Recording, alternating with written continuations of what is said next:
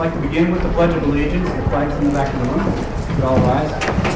Pledge of Allegiance To the flag of the United States of America and to the republic for which it stands, one nation, under God, indivisible, with liberty and justice for all. Thank you. I'd like to go with the roll call starting to my left. Tom. Tremont Hebron. Carol Shea, Marlboro. Danny Holtzclaw, Andover. Tom Shannon, North Quincy Representative. Rick Jacobson, Hebron. Robson, Newton Superintendent of Schools. Amy Neal, Business Manager. Kathy Lund, Administrative Assistant. Moving on to the next item on the agenda, which is public comments. And I'd like at this time to invite anyone from the public who would like to address the board at this time. Just to give you some rules, I know a lot of people are here about the issue of class rank, so we invite you to come forward with your discussions. The board, as a matter of procedure and process, will not engage into conversations with speakers during public comment, but we want to hear from you, we want to hear your opinions on this, so you're welcome to come forward. One of the things that we're going to do immediately after the public comment is over is I'm going to ask the board for a motion to move the agenda item on the discussion on any action that the board may or may not want to take on class rank to immediately following the presentation by Mr. Leslie and myself. So that way we can get those items done and then we get back to the regular business, because I'm sure not everyone wants to be here to 9:30, 10 o'clock on some of the general business issues. So that's what will take place. And at the end of the meeting afterwards, if you still wish to address the board, there's always an opportunity to address public comment at the end of the meeting, just before the end. So with that brings us to agenda item number 3, public comments. If anybody would like to address the board, please come forward and say your name and your town. Hi, Jim Colonna, Amston. I'd just like to briefly offer my support in response in the proposal from Principal Leslie and his research. It seems like it would be a benefit to a lot of students, especially via scholarship monies that are available. And it seems like less than 10% of the school districts at this level are still doing class rank. That being said, I'm going to switch gears and talk about the RHAM fields. Last Thursday, the Board of Selectmen approved a motion for Andy Tierney to finish negotiations with Rich Calarco and the administration of the school. I urge the school, if we go back to November when there were many emails sent about the conditions of the sports field and the athletic complex, we've made great strides since then, and the attorneys have all gotten their 2 cents in on the contracts back and forth. And Andy Tierney and Brian O'Connell on the Board of Selectmen said that it'd probably take about an hour to sit down and iron out a few details, and this thing will be done. So again, I urge the administration and athletic director to get together with the town and with Rich Calarco and make that happen. Thank you. Thank you. Anybody else? Hi, Alan Kalisher, Hebron. I just also want to voice my support to get rid of class rank. Same basic reasons. It's long overdue, I think. We're trailing behind schools that have figured out that class rank is not helpful to our students.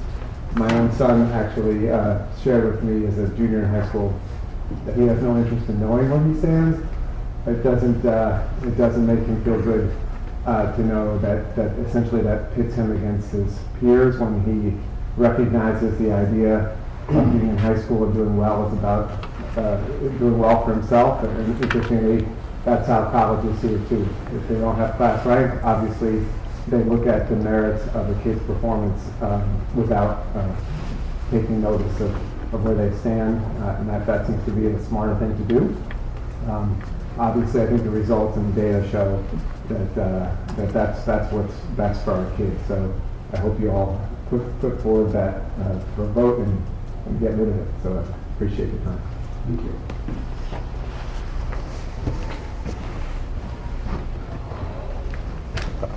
Harrison Power, Hebron. Ladies and gentlemen of the board, I stand before you with a letter written to you by 51 students of RHAM.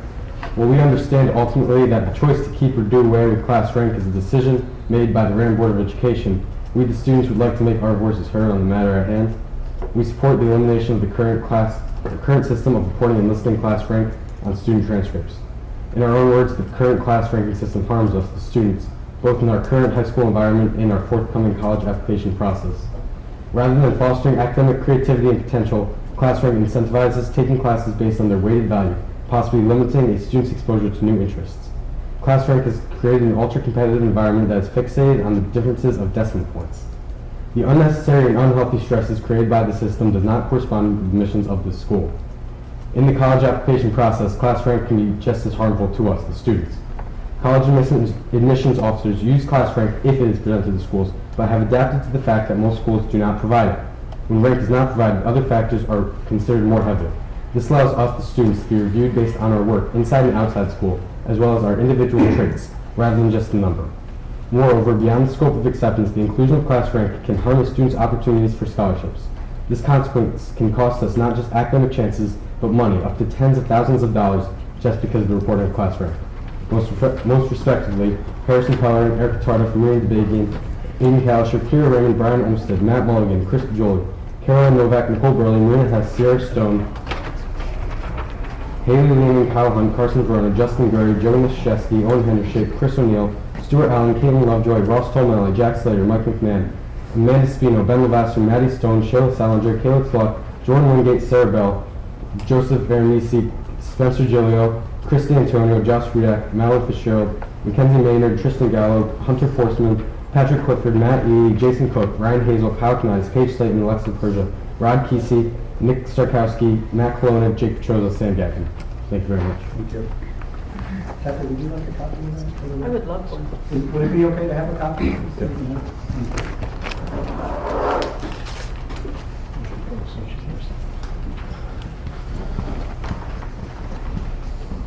Anyone else? I need to go over there. Stand right there. Hi, I'm Susan Roser from Hebron.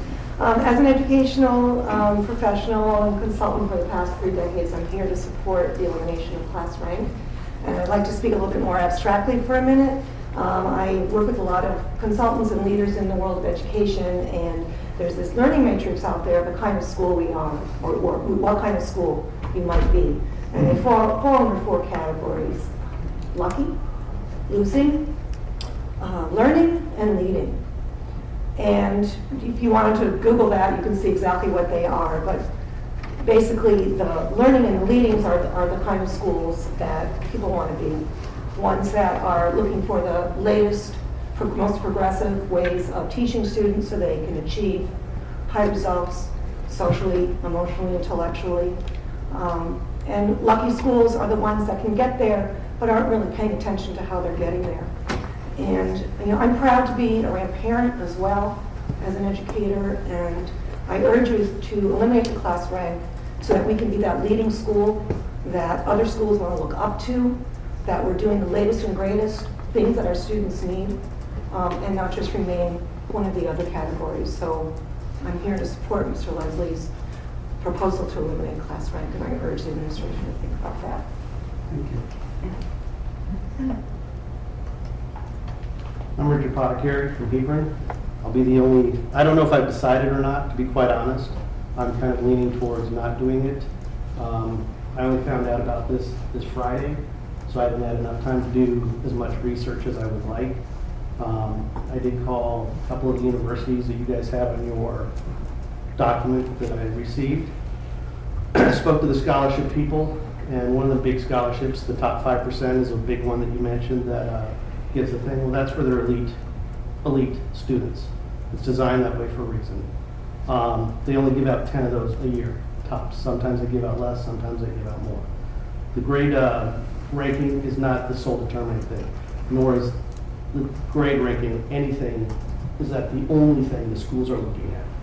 We're paying college application fees for them to look at the application, not just one line item. She mentioned to me that while there was only 10 of those applicants for that top 5% merit scholarship, there were 950 other scholarships those kids would be eligible to receive. So the ranking was the topic of this meeting. That particular conversation I had with her led me to believe that those top merit scholarships, the big ones, are for the elite. and the elite deserve those. And taking something away that a child has deserves, I think, is not necessarily the right way to go. She did tell me, because I asked her flat out, I said, look, where do you stand on the issue? And she says she goes both ways, just kind of like I am. I'm not 100% sure which way I want to go. I've done a limited amount of research because I've had a limited amount of time to do so. She left me with a quote that she had heard from a bunch of her peers when they were at a school district at a meeting similar to this one. And she said to me, she said, one of the scholarship people from the university said, the schools are going to rank your child no matter what, period, end of story. That's the way they do it. That school is limited to rank your child on the information they have about your learning education. If it's here in Connecticut, they may have a little bit more education about RAM, but somewhere else in the country, they're going to possibly have a little less. Guidance counselors are going to send grids of where your kid lands in that little dot matrix, whether it's 100th of a point or a 10th of a point. But her point was, do you want RAM to judge and rank your kid where they know the most about that education and their institution, or do you want the college to make something up and possibly make an error in that ranking system? It was one of the points I was making, I forgot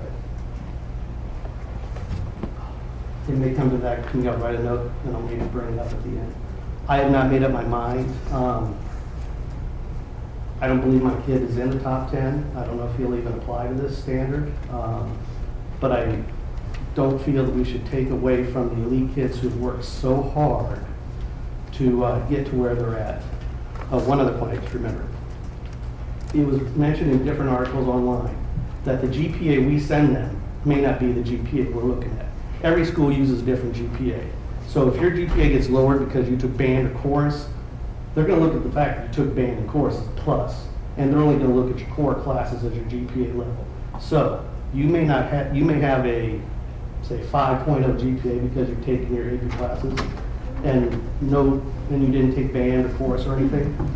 They're going to look at that if you didn't take any electives as a negative, not as a positive. But if you did take those classes, even though your GPA is lower, they're going to take that as a positive and only look at your core classes. That's the research I've been able to do. I did like the research here. I just wanted more time to research, but I think it's a little too early. I do have one other question, and I don't know if you can answer it. I understand we voted on this before. Has our town in Hebron ever voted on this? No? There's a policy that's in place now. But have we ever voted to try to get away with it? I'm sorry? Has the board ever voted or held a vote to get rid of it before? No? Okay. Because if they had, I was curious why it didn't pass at that time. Thank you very much. Thank you.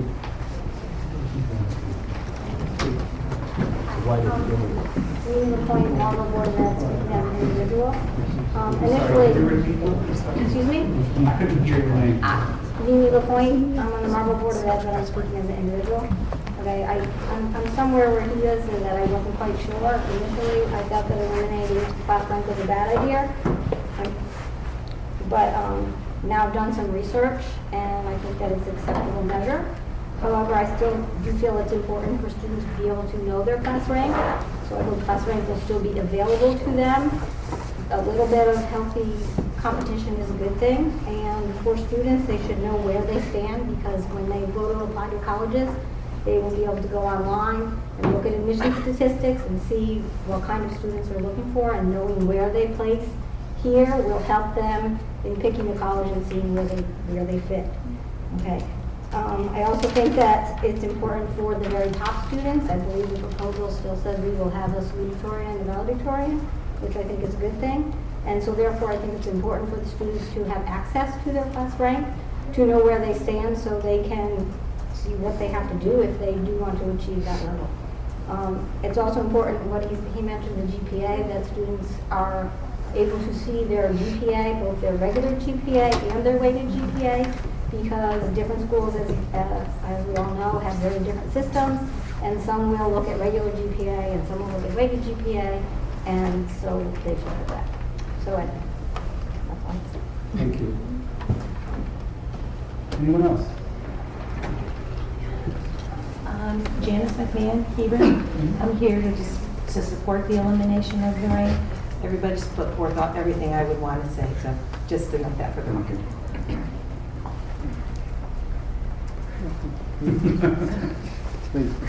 Thank you. My name is Beth Brynan, and I'm from Hebron. I had a couple of questions. One, I don't know why the interest is in for getting rid of the GPA, for one. But two, what would we do for the students that the universities, a lot of the bigger universities are looking into, they won't even look at you unless you have the GPA. Would you give the GPA then? We're going to have a presentation by Mr. Leslie right after we finish public comments, so we'll probably answer some of your questions on that. Okay. And then what would we do to promote, I worry that the students wouldn't challenge themselves as much. I know when I was a student, I was, back in the day, I always challenged myself to try to get myself to increase my class rank. So, I worry about our children not challenging themselves. Anyone else? I'm Tim Howard from Hebron. I sent a letter to the Board of Ed earlier. I'm not sure if you received it. But I'm opposed to the elimination of class rank for the reasons stated earlier. I believe that some of the information presented so far from Mr. Leslie's letter has been one-sided and misleading. There is a cost to the high-achieving students. If you eliminate class rank and you bring more people, make more people available for the limited scholarships and limited financial merit scholarships that are there, some of the top students will no longer be getting. There's just limited numbers that are there. The other thing is I don't think it's appropriate to be comparing us to a school district like Simsbury, just like I don't think it's appropriate to be comparing us to an inner city school. We're RHAM, we are what we are. And I don't think we should be comparing ourselves to the private schools where people with a different background, where 60–70% of the students are taking AP courses, five or six AP courses or more, and getting 5s on them.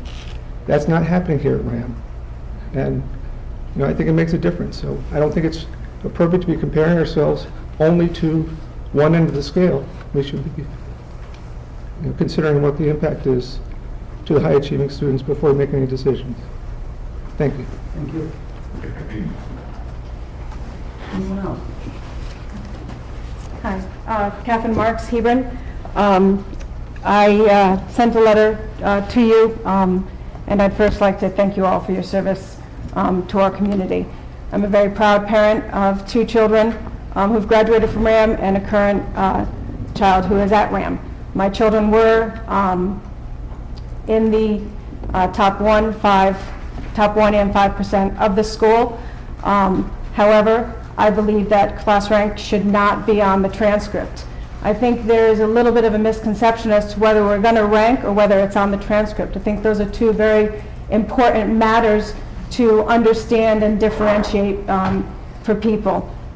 Your proposal is that it's not on the transcript. And as a person in this community, I'm not only concerned with my children, but I'm concerned with every child that's in this community, and I would like them to have the opportunity. They're competing against, even at UConn now, they're competing very difficult to get into UConn. And we need to make sure that our children, not my children, but our children have every advantage. You've had this proposal since 2013. There's been a lot of changes to area schools since then. In fact, most schools got rid of this proposal 8 to 10 years ago. South Windsor changed its policy recently. They were the only school that was in the DRGB that had class rank. And per Summers, what they said is, when rank is not provided, other factors are considered more heavily, such as quality, breadth, and depth of the courses taken. The East Lyme superintendent said that by removing rank from the transcript, again, not ranking children, but by removing rank from the transcript, It will bring our practices more in line with competitive schools and will give our graduates certain advantages when applying for college admissions. That's what I want for the children of Hebron, RHAM, and Andover. Again, this issue has been on the table since 2013. It has been through one public meeting. It has been on the top page of the website for literally 2 years. We've sent out a number of notices. It's time to vote in favor of the administration's proposal and give the stated advantage to the students of our community. I urge your support. Thank you.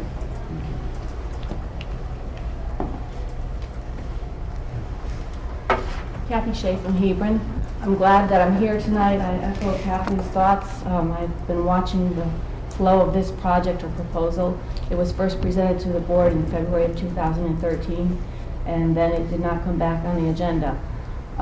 When I was actively involved with RHAM Parent Group, Mr. Leslie came and presented to us. So there's been plenty of information out there and plenty of time to decide on it. I support eliminating the class rank from the transcript, and I hope you vote on it tonight and put it to rest, finally.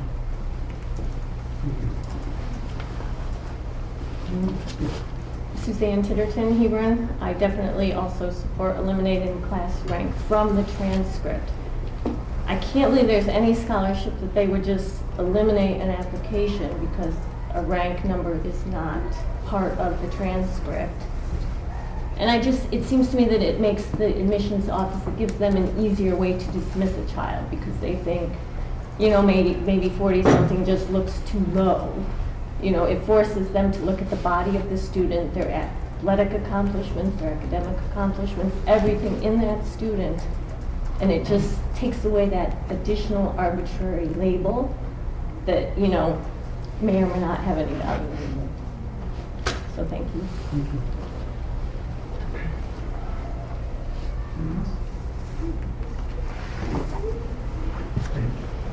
Hi, Gail Mulligan, Hebron, Connecticut. I just want to add my support to removing the class rank off of the transcript. To Catherine's points, I think looking at grades and the breadth of the person has a lot more indication on what that child's ability is, rather than placing just a class rank. If you look at some of our grades classes that have come through, very high achieving. If you're pitting the top 10, 20 kids in RHAM against each other, all have 4.0s, you have a 1 and a 20. Those kids are the kids at the lower end are gonna be penalized or may not be looked at as highly as the 1 or 2. So if you have removed that off the transcript, then I think it removes that possibility for detriment to the child. It's available. If school requires it, then they can have a letter from the school to provide it, but I think it should be removed. Thanks. Thank you. Anyone else? I know it's like pulling teeth. So if anybody else would like to speak, please. If not, we'll move on. John Rousseau, Hebron. I strongly support the proposal to remove class rank from the official transcript. I believe it places our students at a disadvantage relative to the growing number of high schools that are removing class rank. I believe that it impairs our students from getting acceptance, merit scholarships, special programs, financial aid. I have a son who graduated, and I'm wondering if he was impacted by this. I have 2 students in the system. I don't want to have disadvantaged by information that may misrepresent their qualifications and their accomplishments. So I strongly urge the board to support the recommendations put forth to eliminate class rank from the official transcript. Thanks. Yes. Hi, Jackie Landry from Hebron. I sent an email earlier stating my position on eliminating class rank, but since I'm here tonight, I'll go on record that I think it should be eliminated based on all the wonderful points that have been presented already tonight. Thank you. Anyone else?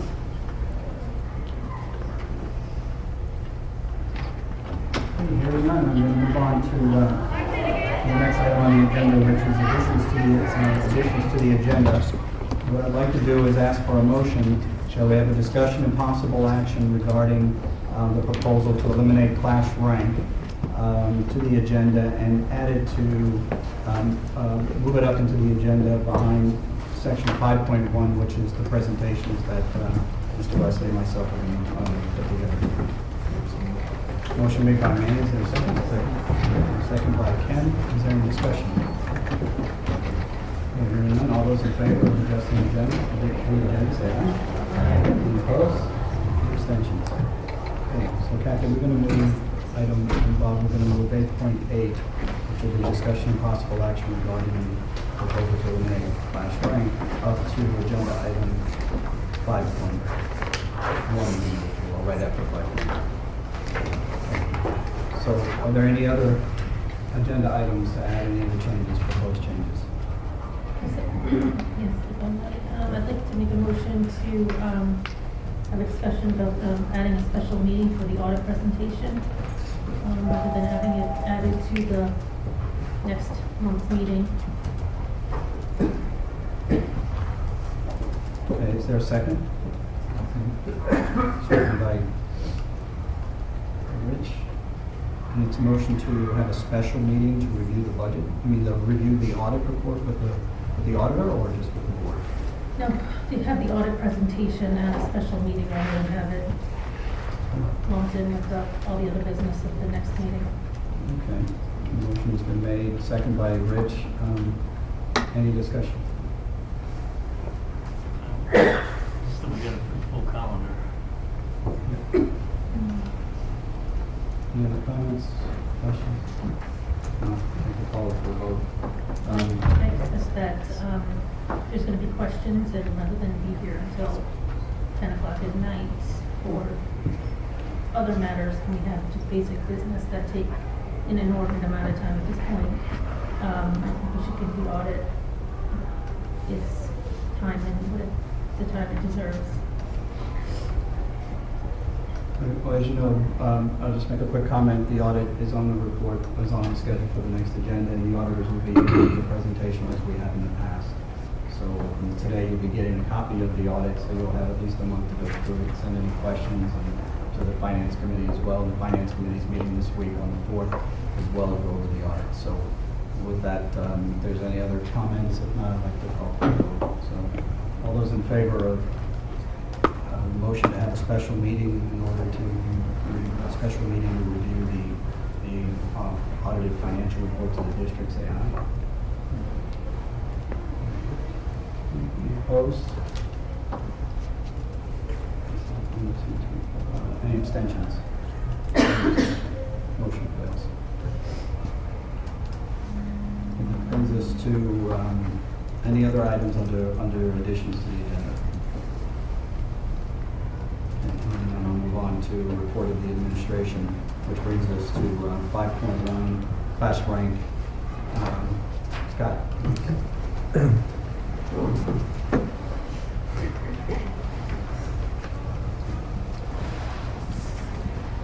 Well, basically, my presentation can be summed up with what they said. But actually, I know this is a very serious issue, and I implore you to take as much care as possible as you consider this and move through and talk about the benefits and certainly any potential consequences. So what I'd like to do is walk you through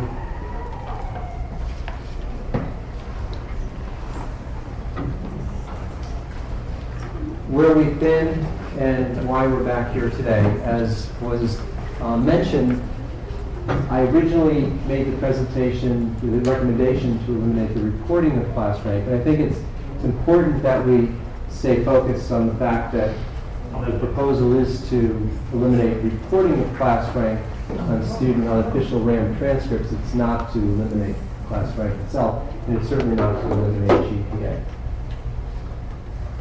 I originally had presented this in 2013 to the program subcommittee, to the board, presented to the RHAM parents organization, and then we also had a community parent forum in the auditorium.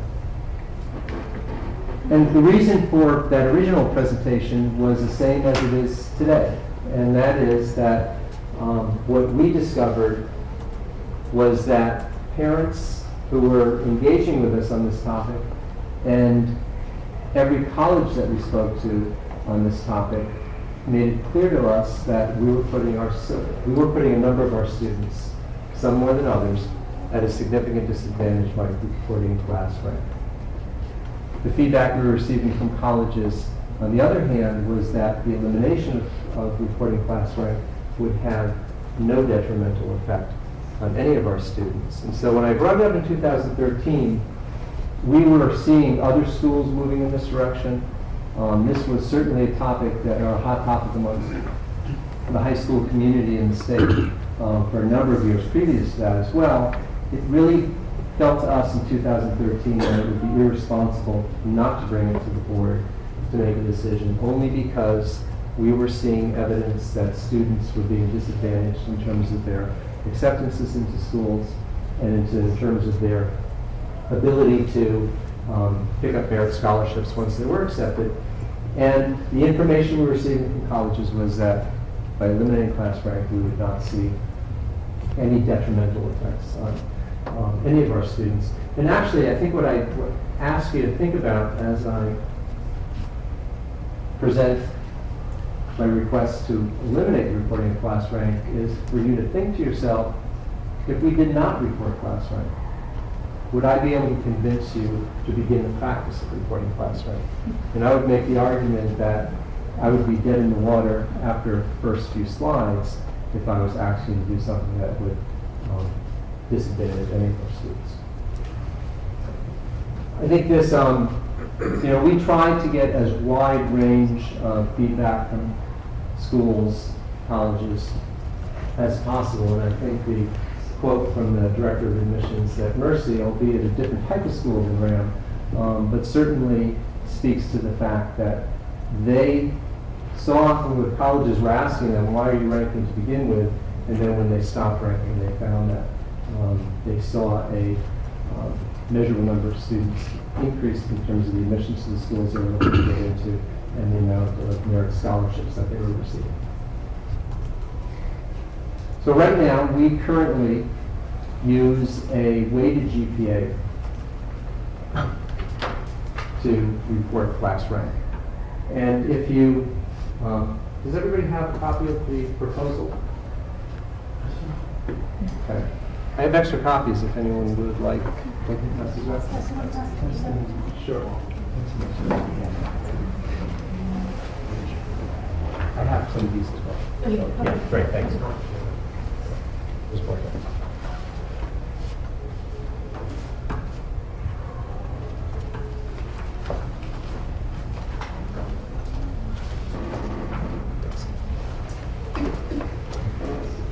And in the proposal it explains weighted GPA, essentially we have varied weights are provided to courses dependent upon the type of course. So an AP course receives a higher weight than a level 2 course, let's say.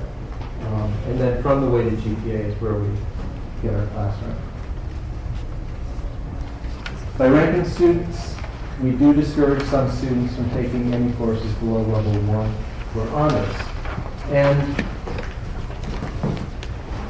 this works in a number of different ways. One of the challenges that a school like RHAM has is that the difference between your number 1 student, number 10 student, in many cases is infinitesimal. The difference between our top 10 students down to 40 is also sometimes measured in the thousands of points. And so a student who takes a course below level 1, let's say, runs the risk of maybe impacting their position within class rank. Even though their GPA may change, however, it doesn't really change in terms of what percentage of the GPA they fall whether in the top 10, top 20, top 30. So for example, a student that takes 4 honors courses in their senior year and receives A's in each of those courses has a GPA of 5 for that particular year. If the student chooses, though, to expand the horizons and add a music course, even if they receive an A in that music course because it's not rated, or it's not weighted at the honors level, their GPA will drop to 4.8. The same student or a similar student who takes 4 honors courses but instead chooses to take the study hall retains the 5.0 GPA. So that if I'm concerned about rank, I may be discouraged from taking enrichment courses or courses outside of those that rank as honors for fear that it might impact my standing within it.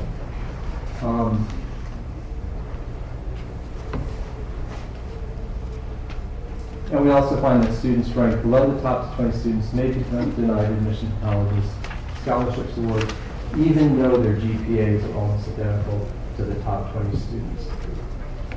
One of the unique facts about the whole concept of rating or ranking students is that we have had situations in the past where we do our final rank at the end of the second semester of the senior year, and that's the rank that we move for. So we identified valedictorian and salutatorian. We have had years where when we recalculate rank at the end of the second semester of the senior year, the valedictorian and salutatorian actually flip-flop. So the student that graduated as the valedictorian may find at the end of the year that they're actually the salutatorian. That occurs because the differences are so slight. So it could be a single course that flip-flops the two. So even the process of ranking is not an exact science in that students may move around based upon just a minor change in grade, of course. Currently, less than half of high schools in the United States continue to report class rank. Of the 45 students in the third A, B, and C schools, RHAM falls into third C. Only 8 of the 45 continue to rank. Since I made the presentation in 2013, 4 of the schools that ranked at the time have since moved over to the category of not ranking. There's a school that, amongst the third C schools, Canton ranked at the time that I did my initial presentation. They no longer rank. And as we speak tonight, Summers, which is also a third C school, is considering to eliminate the process of ranking.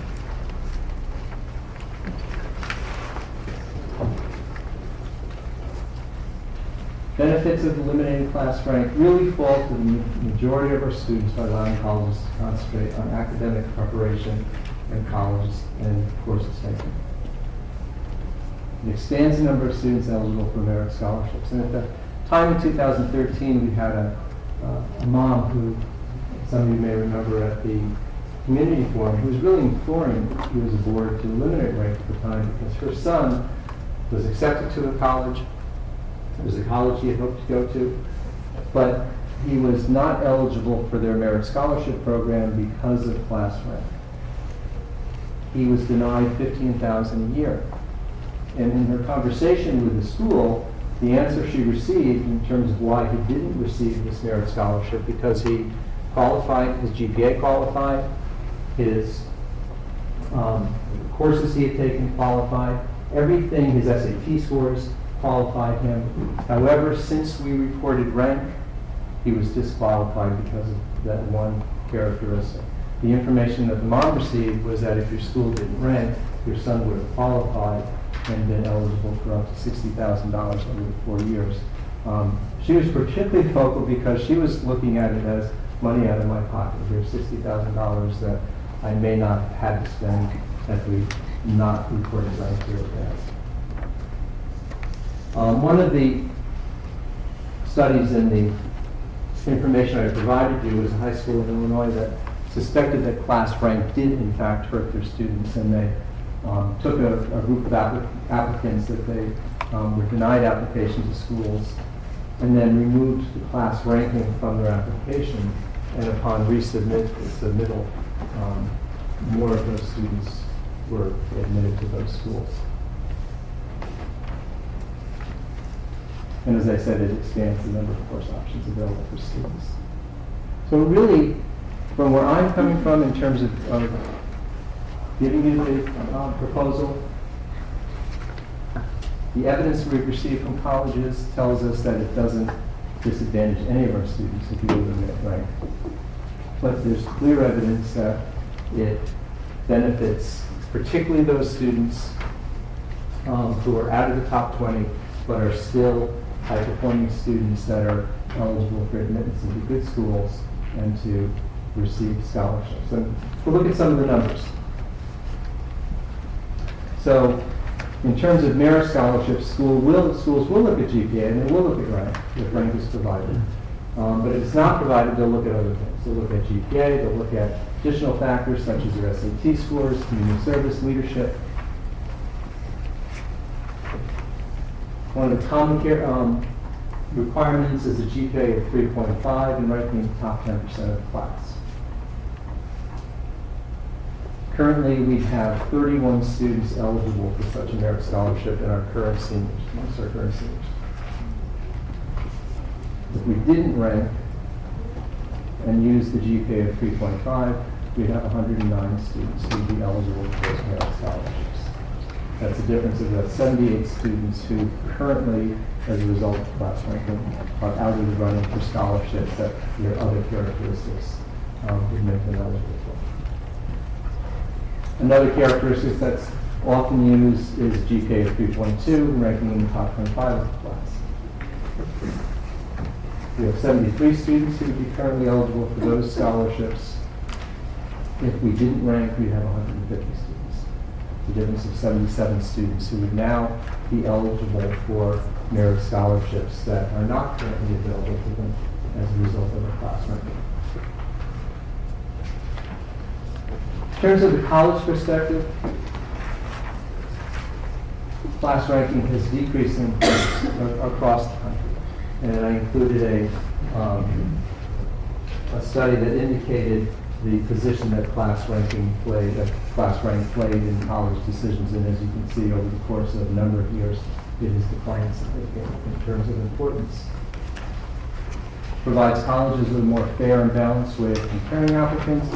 If you give them rank, they will use rank. Colleges will use any information that you provide them.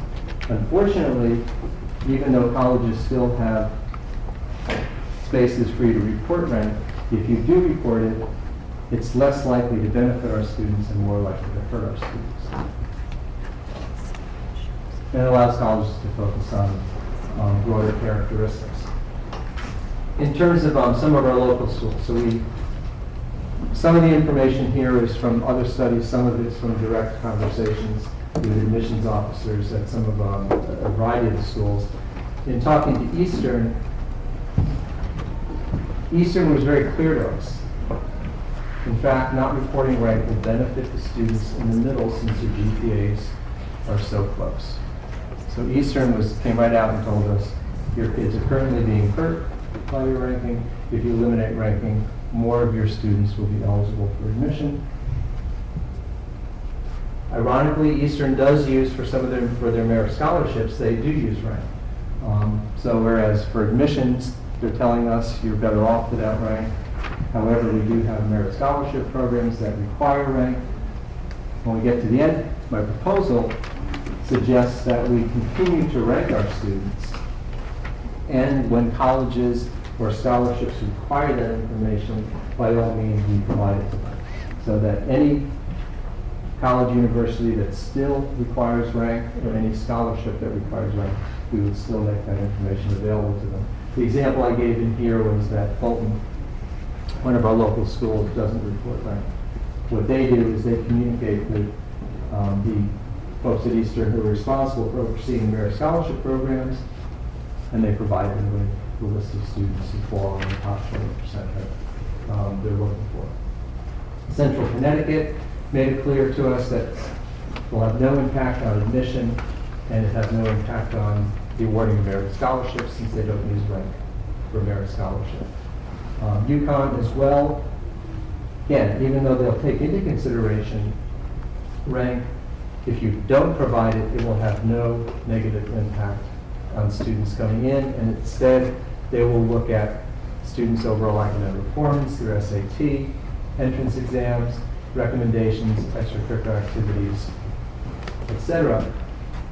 When we do provide rank, I have to stress, schools will be happy to see it, but unfortunately, what we're also told is that it hurts more students than it benefits. So the recommendations that I would put forth would be to eliminate our current practice of reporting listing class rank on student transfers, beginning with the class of 2016. The East Line principal presented to their board a number of years ago and recommended that they phased out class rank in a matter of the course of 3 years. The board felt that the message was so compelling and the disadvantage so great that they decided to eliminate it with the next year's graduating class.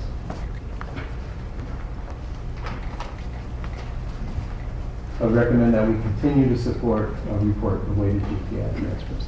And what we're hearing from colleges, what we're hearing from other high schools who have eliminated rank is that their practice is not to report it on transcripts and not to report it as another document that's provided, but report it when necessary or when needed. Most importantly, we're told that what they don't want us to do is to make it optional, because the problem you get there is you get transcripts coming from the same school with conflicting information. So you kind of get some transcripts with class rank, some transcripts without class rank. It's going to be disadvantageous, particularly for those students who don't have it reported on their transcript.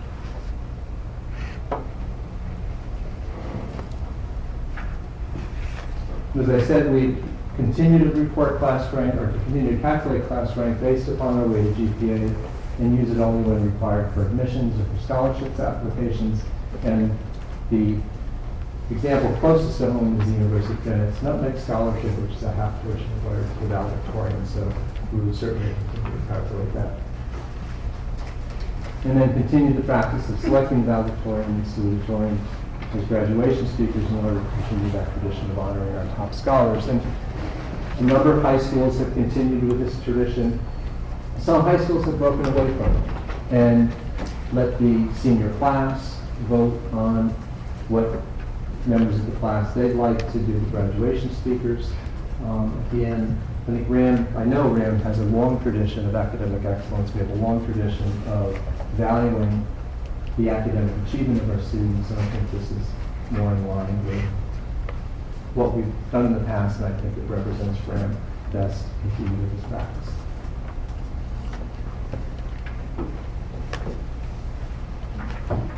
So, anyone have any questions? I have one question. Sure. More of a curiosity, but you mentioned a couple of times in your presentation that by eliminating the class rank from the transcript, that would allow students to take lower level courses that normally now they would not, right, in fear of jeopardizing their rank. Exactly. I'm not convinced that would actually happen, because now you're basically shifting the burden to other factors such as GPA, which now takes more importance. Right. So I'm not convinced that really would happen. I think it would be the opposite. I think it would be even more focused on safeguarding the GPA as opposed to possibly jeopardizing them moving forward. Right. Well, the nice thing about the impact on GPA is less significant than the impact of beyond class rank if you took a level 2 course or something along those lines. And I've had students tell me this. I've asked some of our graduating students to talk to me, what would you do differently? Well, I would have taken that art course. I would have, back in the day, we had a course called Know Your Car. And a couple of valedictorians told me I would have loved to have taken that course, but I couldn't because for fear of what it might have done to my rank. And that's particularly important for those students that are at the very top of the class that don't want to jeopardize their spot. But the example I gave in terms of the student who chooses study hall over taking another course, it may not be. I'm not suggesting that they're going to forego taking that AP course and instead take a lower level course. They're going to take the same courses they're taking, but at least it provides them some options with less of a hit on something that looks very important. That is right now very important. The other piece too is that by eliminating rank, it does allow colleges to look at the bigger picture. So a student who is taking a more diverse array of courses is going to possibly look more attractive to that school. So it may encourage some students to look at the benefit of taking a wider range of courses. Again, they're not going to not take the honors and the AP courses. Yeah, again, I don't see, especially the top 10, they're probably not going to change their habits simply because, it's no longer on the Right. transcript. And quite frankly, the top 10 students are, their schedules are so wired up already with AP courses and lab courses. It's probably unrealistic for some of those students even considering taking anything. So this is more of a wide range. What someone said earlier, what I've experienced is that some of the schools are actually looking at the GPA on the core courses, so they drop out of. Absolutely, it's very true. There's a wide variety of practices, and high schools, we have to pay very close attention to the GPA we use, and we have to make sure that we're using one that's advantageous to our students. However, you're correct. At the end of the day, what colleges often do is they recalculate the GPA either across the board so that they have an even playing field to compare, or they look at the core GPA, science, math, social studies, English, or depending on the type of school you're going to, so WPI is going to look at a science math GPA and take out all the other courses. And so different colleges who have different focus on admissions will tweak the GPA differently. So the RHAM GPA is rarely the GPA that actually gets considered. They're often compared to something. So not the only rank, and then they wouldn't even really look at that. Right. Scott, making it optional is problematic.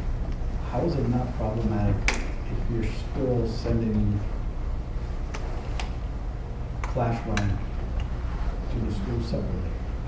I guess what I'm saying is if we allow the students and their families to decide whether or not they want to include rank on their transcript instead of the schools that they're applying to, because it is a factor of admission and scholarship. But you were suggesting that we still go forward adopting the proposal, we continue to track it, but when it becomes important for admissions, what will you send them, another transcript?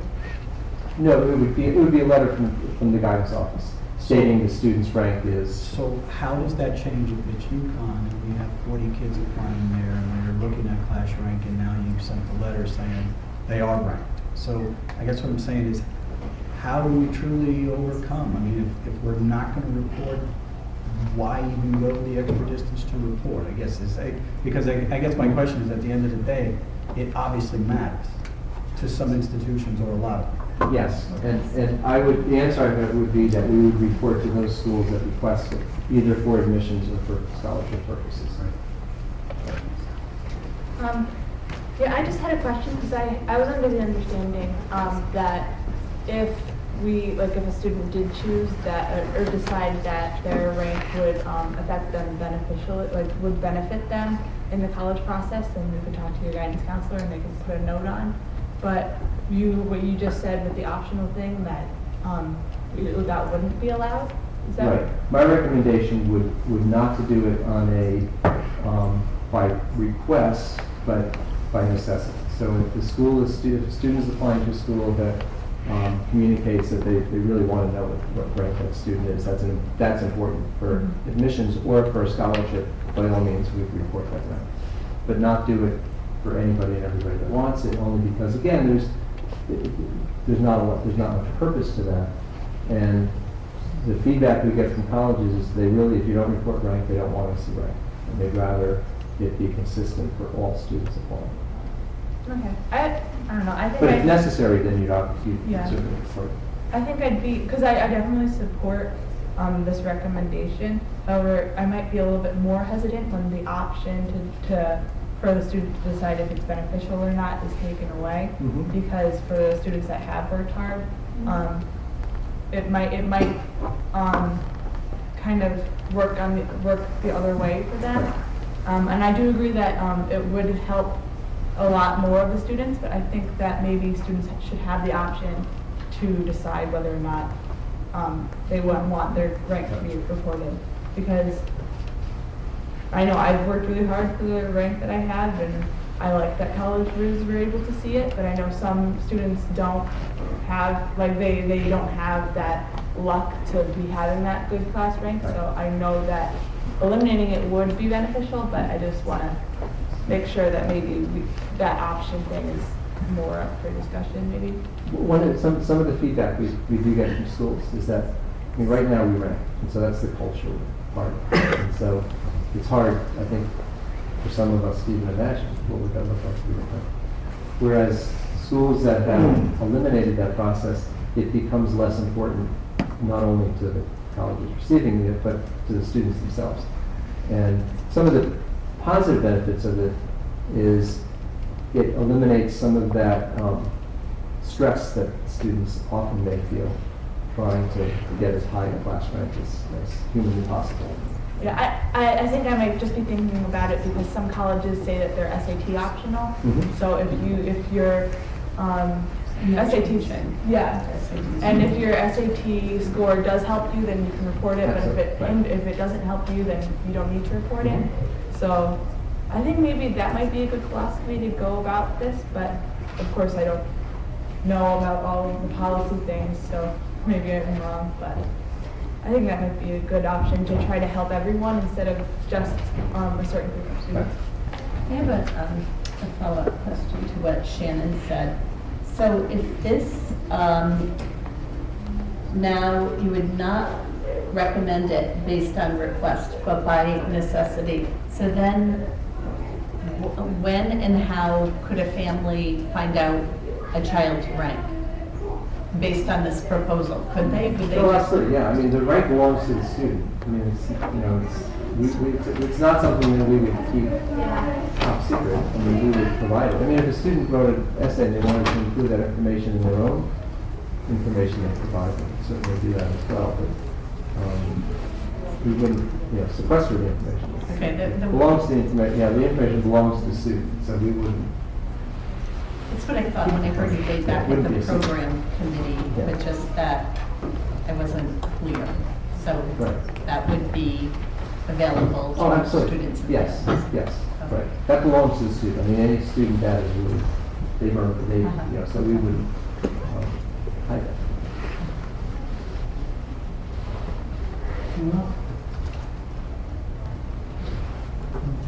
Thanks, Scott. It'll be relatively quick.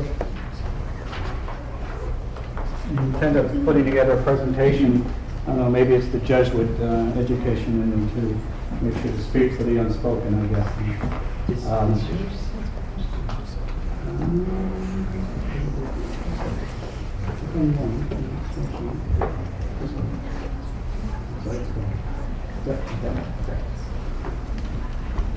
So the intent of this presentation, or what I put together, I know I sent it ahead of time, which is just going to give an order of magnitude of the implications of what we're looking at with this proposal. Yep. Is this the board's opinion? Is this the board's opinion? These are facts that I did in research and I'm presenting to the board. It's no opinion really, it's just some of the results that I was able to come up with. Our average class size is 300.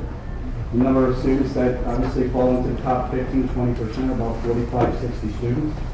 Based on the number of scholarships that I was able to look at that our students are competing for that list class rank as a requirement, average or run ranges between $2,000 and $25,000 annually.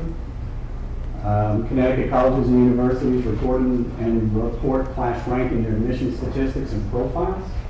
Just visited 2 schools last week in New York, and all of them were boasting their incoming class profiles and their class rank and all of their information that they presented. Connecticut regional and other out-of-state colleges and universities consider class rank in their admission decisions and their academic scholarship award decisions.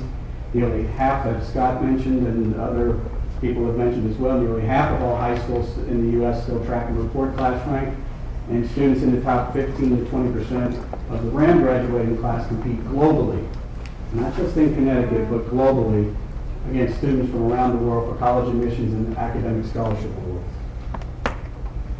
Just to talk about some of the recent universities that have been boasting about class rank. You can see here in the Hartford Current in 2012, we're talking about the class of 2016. We're saying that the class of 2016 graduated in the top 10% of their class. I believe the number was nearly half of the 3,200 entering freshmen in the class of 2016 graduated in the top 10% of their high school class. And UMass Amherst recognizes and reports what class rank is for the students that they select. The mean high school class rank was at the top 20% for those schools that reported it, or students that reported it. With studies at Quinnipiac, this is all information based on their webpage. This is what they're advertising about where students rank in their incoming classes. Wesleyan, which is interesting, Scott and I were talking about this before. You can see from 2014 to 2018, those classes, the percentage of students that were actually reporting class rank on their admission applications or on their transcripts. So as you can see, but they're still reporting those students that did report, where they're saying they're reporting for the students that were admitted. This was interesting too. This was right off the application for undergraduate admission from the University of Connecticut. Tells you exactly, well, I guess the consideration is given to the high school grade point average, class rank, SAT or ACT score, required essay, extracurricular activities, and 2 optional letters of recommendation. Yeah, this was a report or some statistics that was issued by the Ivy coach. It just reports exactly out of the high schools that provided rank, 93% will graduate in the top 5% of their high school class, and 97% will graduate in the top 10. This was another finding I had from Eastern Connecticut State University. This is the actual print from the screen to apply to the Honors College or the Honors Program at Eastern Connecticut State University. The top right corner is the section of the office use only of the application. And as you can see down there in the bottom of the office use down there, it tells you about rank, and they actually come up with a percentage. These were, I used a sample of the schools that we normally get at the end of the year from the administration of students that have graduated at all the colleges that they're going into. So I took a sample of those to look at some of the financial implications of the scholarships that were offered and whether or not those schools were requiring or at least looking for class rank in their award decisions. And that was the list that I was able to come up with. Where you see 4, UConn has 4, Eastern Connecticut has, UConn has 2, University of Hartford had listed 4. Quinnipiac had 3, Syracuse had 3, and Gettysburg College had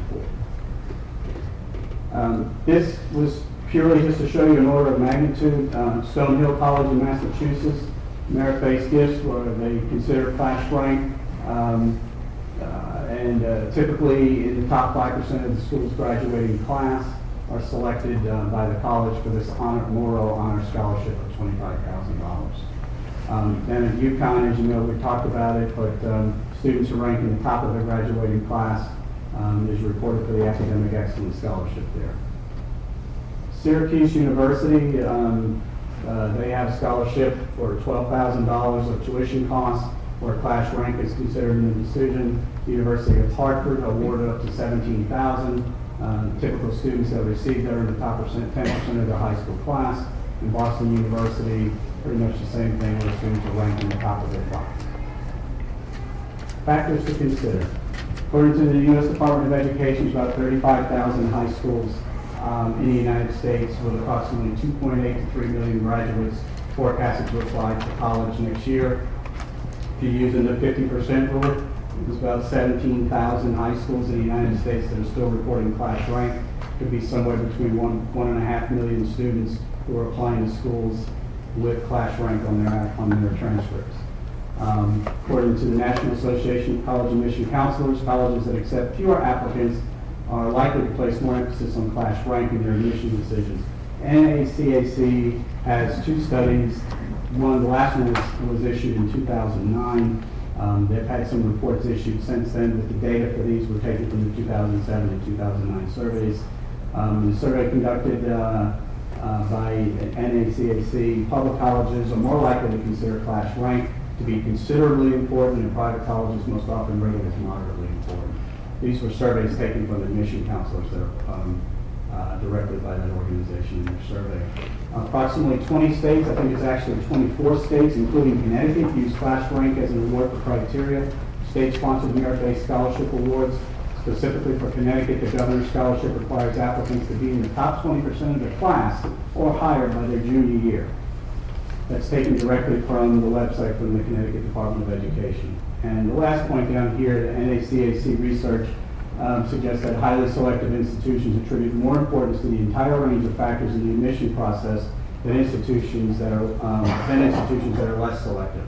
Admission officers at these colleges attempt to draw fine distinctions between similarly qualified applicants, which results in an escalated level of importance for all factors, including class rank. Final point. I think Scott and I were discussing earlier. Class rank matters. The shift to stop reporting class rank is largely an administrative initiative by a wave of high school administrators, not colleges and universities. In 2012, only 1 in 4 ACT-tested high school students, 25%, met all 4 college readiness benchmarks in English, reading, math, and science.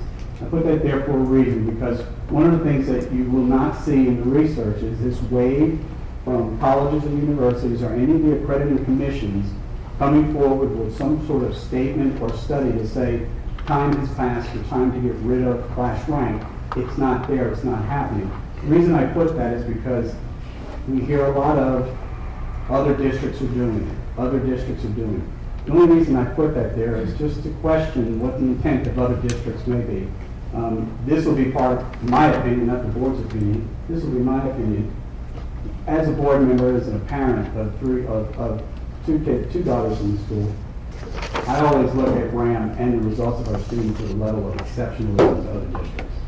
So when I see how our students perform and what they do, and the parents and the students who come back afterwards and tell us how prepared they are for college, I would be a little hesitant to just say, because the other districts are doing it, it might make sense for us. Not saying that it doesn't, just cautioning everyone. Course selection is driven by colleges and universities placing greater emphasis on rigor at all levels, especially in courses selected during junior and senior years. Many of you talked about this a little while ago, about course selection. And I know many of your parents have been there. You meet with the counselors, admission counselors at some of these schools, and they're telling you, first thing is we want to see how many AP courses the school offers and how many of those did you take while you were there. Same thing is we don't want to see you slack off in your senior year. So the discussion about taking a art class or taking this class or another class to help broaden the student is important, and I agree. But I think the emphasis on rigor at all levels of these schools is what's forcing a lot of our students to take these higher level courses. Eliminating class rank will place greater emphasis on SAT and ACT scores by admission counselors at highly selected colleges and universities. That's by the NCAC. But I put in there, and during a time when we're implementing Common Core and Smarter Balance testing. So there's an overwhelming emphasis on the SAT and the ACT. We still don't know how that's going to catch up with the Common Core yet. I know there's been some reports about it, but that could be an impact on our students, especially if they're not reporting class rank, and more emphasis is going to be put on SAT scores and ACT scores. And there will be a new SAT. I think at some point. Applying to colleges for admission scholarship is an electronic process, largely an electronic process. And admission decisions are being made faster than ever, especially with early decision and early action. Transcripts, Naviance, College Board, all of your data, your transcripts, your courses, your information, your letters, your recommendation letters, all of this stuff is being spooled electronically to these schools. You've got 30,000 kids. You have some schools that have 3 to 5% acceptance rates. And I respect Scott a lot for what he said about providing a letter when it may be important to the school. But there will be a number of students that you can anticipate, or possibly anticipate, not being in that number because the data that was coming up was being fed electronically, that they're not going to stop and wait for that letter because of the overwhelming number of students that are applying to these schools. And then the next question I have is, where is the equity in recognizing only numbers 1 and 2 as proposed by Mr. Leslie? If it's not fair to have 10,000s or 1,000s or 100ths of a difference in the decimal point between a student between maybe 5 and 3 or maybe 3 and 4, whatever that number is, is it really fair to still only recognize number one and number two? It's just a question. And then the safest course would be, in my opinion, to report class rank, make it optional by allowing the students and their families to decide if it is in their best interest to include class rank in their transcripts. How do I get that?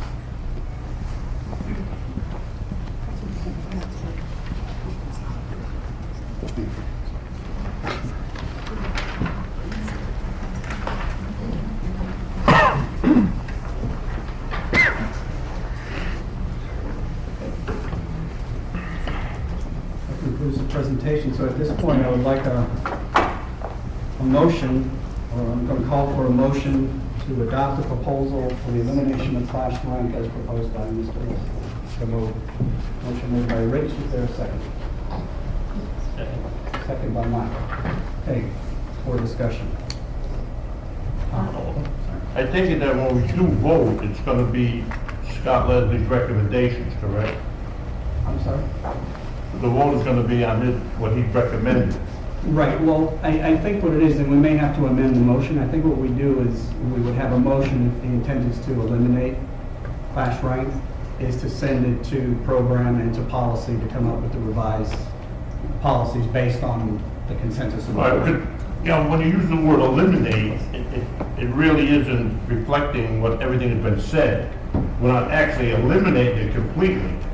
It isn't that a student or a parent cannot find out what the student's rank is, okay? Now, if a student wants to go to 10 colleges, or, excuse me, apply to 10 scholarships, they can get 20 letters, and they can go to all of them. It isn't that the rank is not going to be found or be available.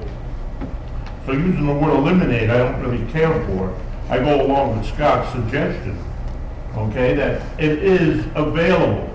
I mean, I hope all the parents realize that we're not doing away with it. And some of these colleges, what little I know about some of them, they kind of make elitists out of some of us in a way, that we only want this amount of kids.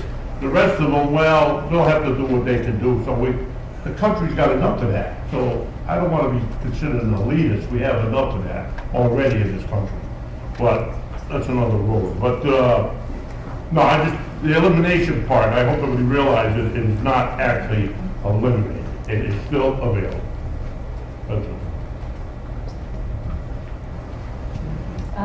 Well, actually, I was going to say what I think Tom said, which is, I think I would like to see that included in the motion, and what I think you said at the end, Danny, too, is that class rank will be available to students and their families by request. I'd like that specifically stated so that that's fine, that it's off of the transcripts, and so that it advantages all of those students and families who work so very hard and who are perhaps, you know, doing better than many students, but because RHAM is a rigorous school, their class rank wouldn't be representative of their work necessarily. So I think I'd like to specifically see that it would be available to students and families by their request. Well, if this passes, this will go down to the policy subcommittee to iron out the details. Yeah, I think when I was trying to read out the motion, it's going to be a long motion, but I think what my suggestion would be is that we would adopt the motion to move forward with the proposal, but then send it down to the program and to policy to come back with the final document. We never did it.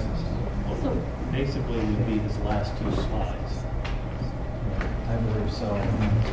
This has already been through program committee and approved and put forth, so it seems that it would be redundant to send it back down there and delay this process on more. After the policy, which isn't tracked down, we would approve it. Put it through the policy.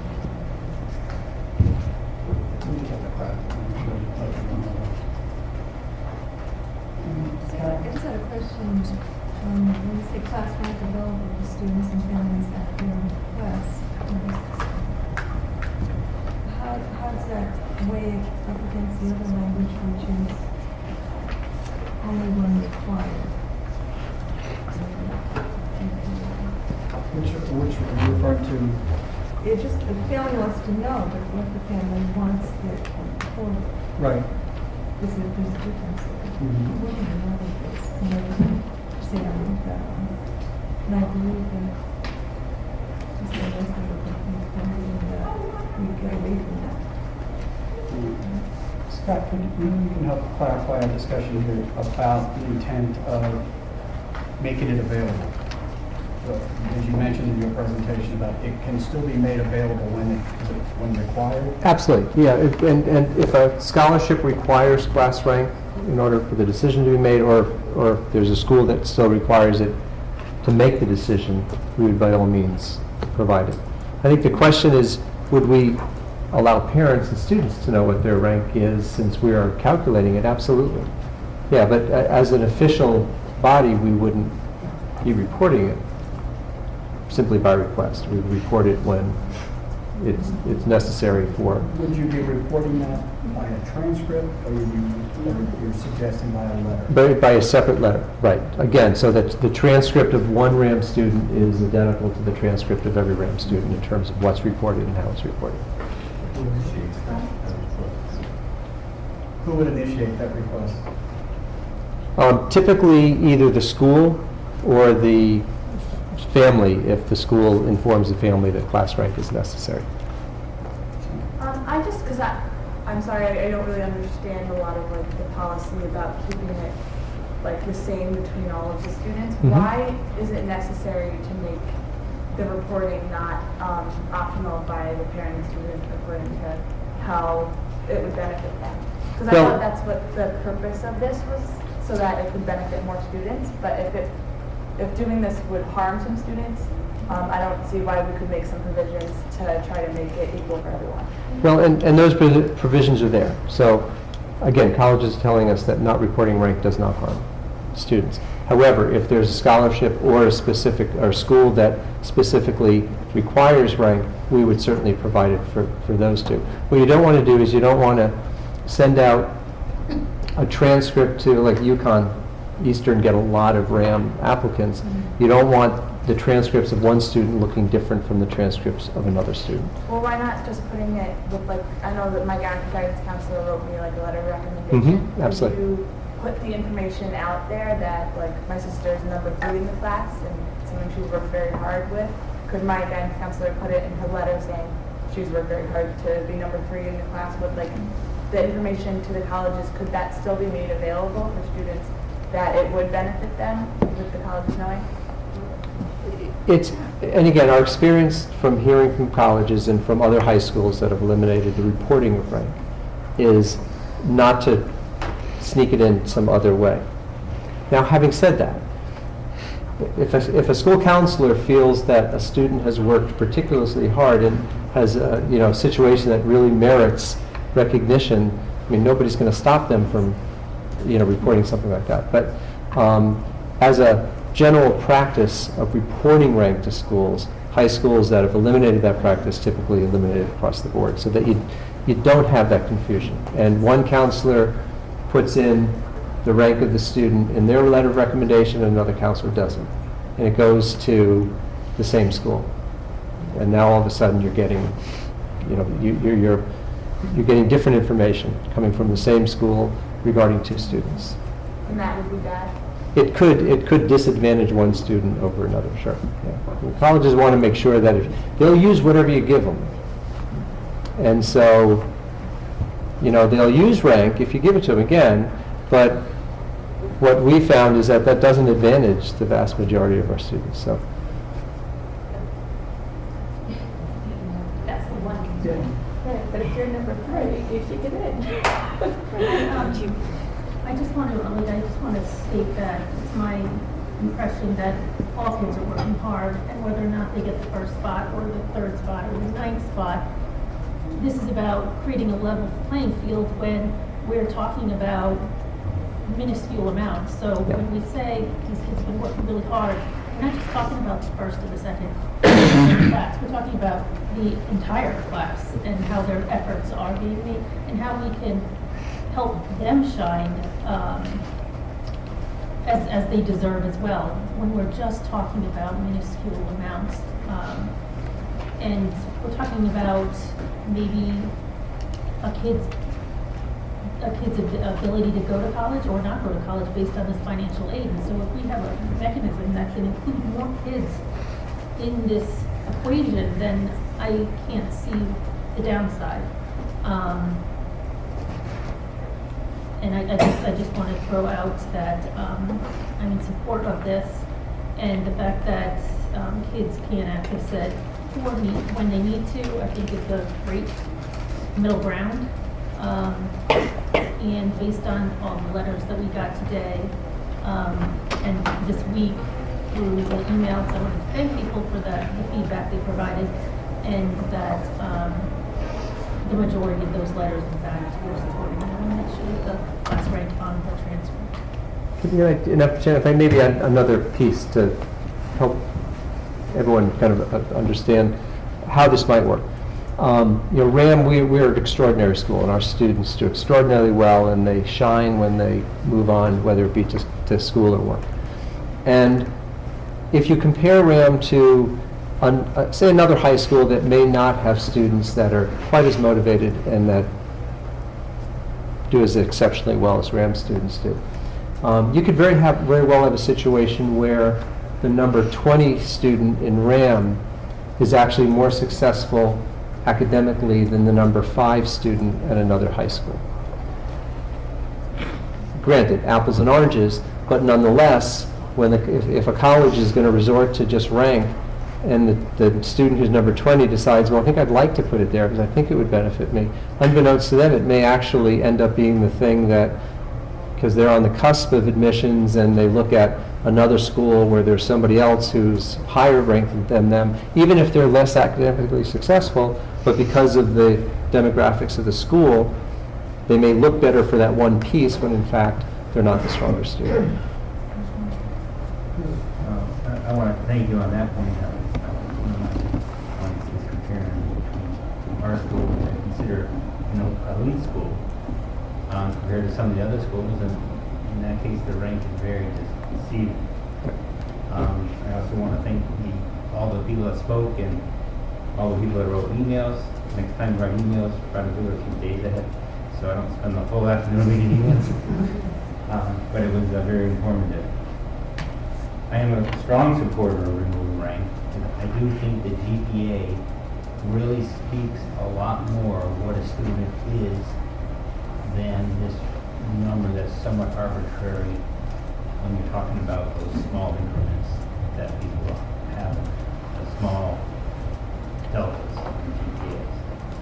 So getting the schools to look at the GPA record, looking at your courses, and then a lot of these schools that are actually looking at the core courses, generally the ones that people are doing the honors and AP courses. Anything we can do to help that along, we should. And I definitely can see it helping. Even if they have 3 kids, I have no doubt it would have helped one of my kids that's in college now, if it wasn't reported. And I suspect I have one that it wouldn't matter. And the other one, I'm all for it. No, I mean, it wouldn't matter in the most positive. She'll do fine. So I'm very strong. I guess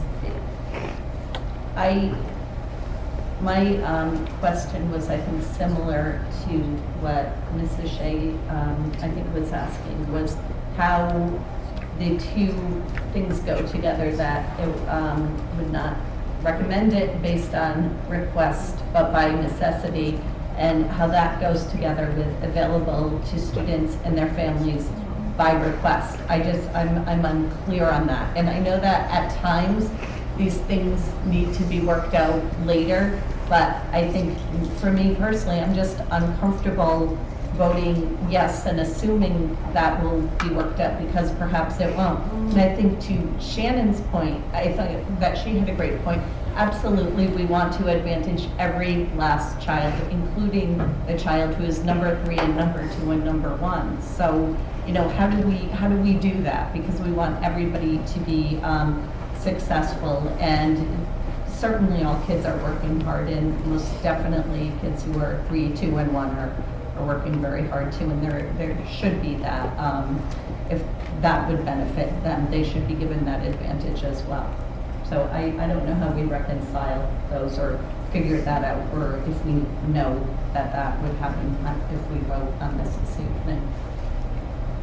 I just wanted to add that although like the small details should be like maybe discussed further, I don't think that these details that we were talking about should kind of make people hesitate about this recommendation, because I still think that it could be really beneficial to the majority of students. So I don't think when you guys are voting today, it should be a factor in your decision, because you can always like work out the details at a later time. And I think now it'd be really beneficial for all of the students if we eliminated the Scott, are you still going to, under this proposal, are you still going to include number 1 and number 2 on the transcripts? No, no. I know we're not changing the way we calculate GPAs, but GPA is a lot different than when we went to school. Way back when I went to school, there's a lot more courses offered, so you're trying to levelize and normalize a lot more. You really can't do that. It's really balanced by the student selection and how well that fits their interests and their aptitudes and how well they do. So you're calculating your class rank, and you really don't even have anything close to a semi-level playing field. And then a few years back when I went to Northeastern, it was one of my daughter's first looking at college. And, you know, good school. They've worked hard to make themselves into a respectable institution, and they say they only take students in the top 10%. And you think, really, they can be that exclusive? And I kind of had some doubt onto that, and when this proposal first came around, you realize that, yeah, there's probably a good percentage of students there that they just really didn't know. And they were still qualified to go there, probably were still doing quite well there.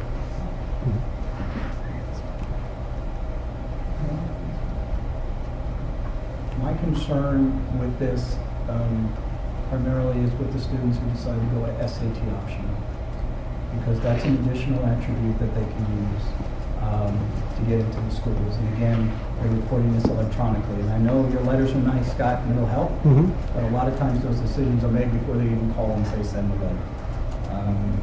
In my instance, in Morgan's situation, I mean, it ended up without, she went SAT optional in the school that she selected, and ended up with $100,000 in guaranteed academic scholarship. And, you know, God bless her that she selected that school, because we've been happy ever since, and so is she. But I'm worried about, because if there's any initiative that colleges are moving away from, is putting a lot of emphasis on SAT and ACT.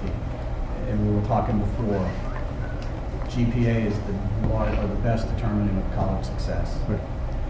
Which is going to create other problems for us, because Mike and I were talking the other day, and we're going to standards-based grading, or at least thinking of standards-based grading. What is that going to do now that we've eliminated class rank, and we're impacting with the GPAs, how the GPAs are calculated? So I don't know how that changes, but it's going to be interesting. Right. Well, then that's a change of the middle school at this point, which won't have any impact on the high school GPA. Okay. Yeah, right, right.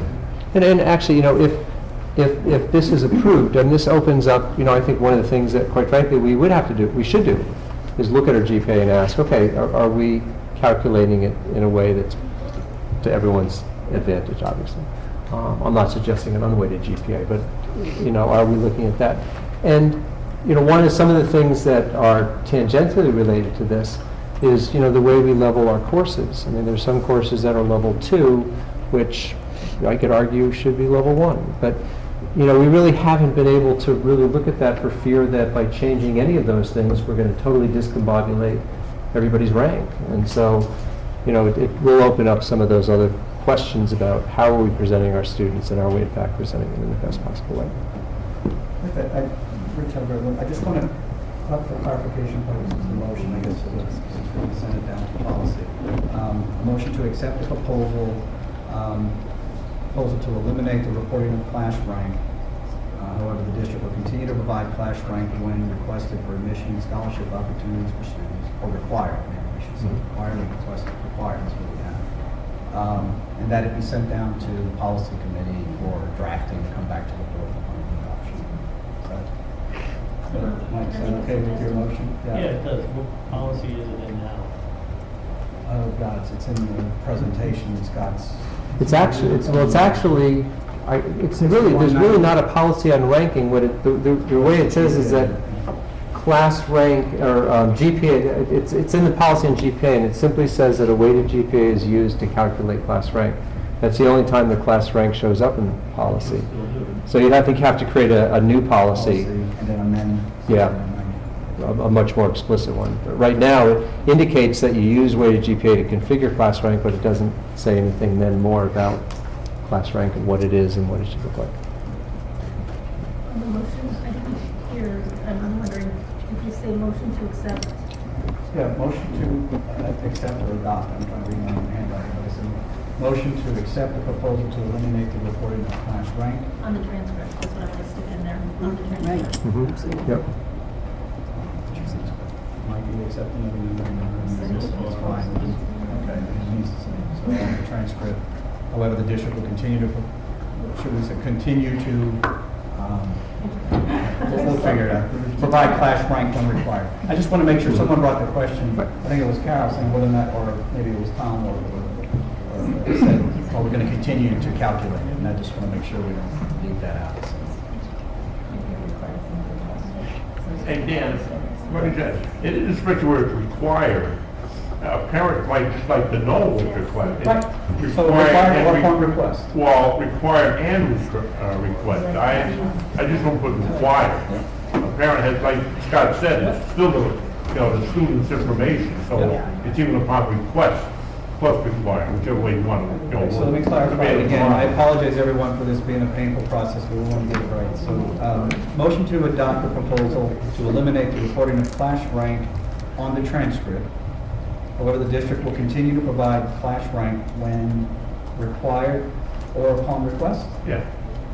for admission and scholarship opportunities. That's not Not quite right. Okay, somebody want to draft it for me? I think you need to clarify student when or they're parent requesting request it. it. I'm sorry? You just need to clarify when they're requesting it. It's one thing for them to say to you, yes, your daughter's ranked 17, but will you actually, can I as a parent request it Right. on a letterhead? I mean, it's one thing to tell me, yeah, your daughter's 17, but if I say, my daughter worked really hard for this ranking, she wants to report it, will you put it on letterhead Provide at that upon point? request. That's a big difference, and it's come up a little bit, but it hasn't been clarified. Are you going to start taking public comments or just a few, just varied ones? Well, yeah, if you, Yeah, to really? get this right, I will, unless the board tells me otherwise, because, I mean, we're just trying to craft the language, so. But only certain people are being able to talk, so it seems... Catherine's fine. And we're just trying to get through the wording, but that's fine. Do you have a comment? You don't? No, I don't think public should talk. I think we've Okay, talked thank and you need to do it. You're right. You're absolutely right. That's I apologize. Robert's Rules of Order. Yep. Okay. So motion to accept the proposal to eliminate the reporting of class rank on the transcript. However, the district will continue to provide class rank to the student,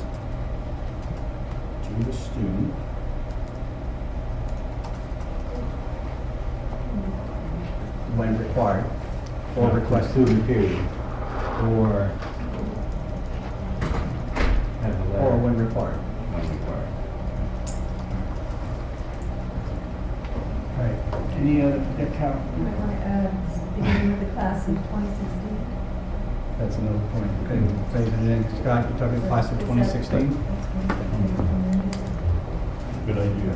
And speaking of the class of 2016, I just feel like to remind the board before everyone votes that Harry's letter he read before during public comments that he got like 50 some odd students to sign, which said that the students had unwavering support of Mr. Leslie's decision. I think that should put into account as people vote. As long as we're done with three. I guess we're done. You guys can have to help me after the meeting and make sure we write that correct. Go ahead. This also leads into a conversation that we're starting to have in this program. Is how do we get some more exploratory courses where people don't know what career they want? By removing the class rank, it gives them a little bit more freedom, maybe do some of this exploration, to help identify what career they might want. If they learn that, if we make any progress. All right, thank you, Rich. Since we have a motion and we have a second, unless there's any further discussion, I'd like to call. What is the motion again? Can I ask you to repeat it myself? Motion to accept the proposal to eliminate the reporting of class rank on the transcript. However, the district will continue to provide class rank for the student and when required for admission and scholarship opportunities, starting with the class of 2016.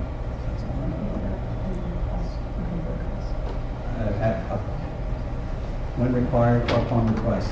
Can we just, 1 second, I'm having a problem with the request, that request, because we're getting away from reporting class rank, and if we're gonna be reporting class rank, then let's report it.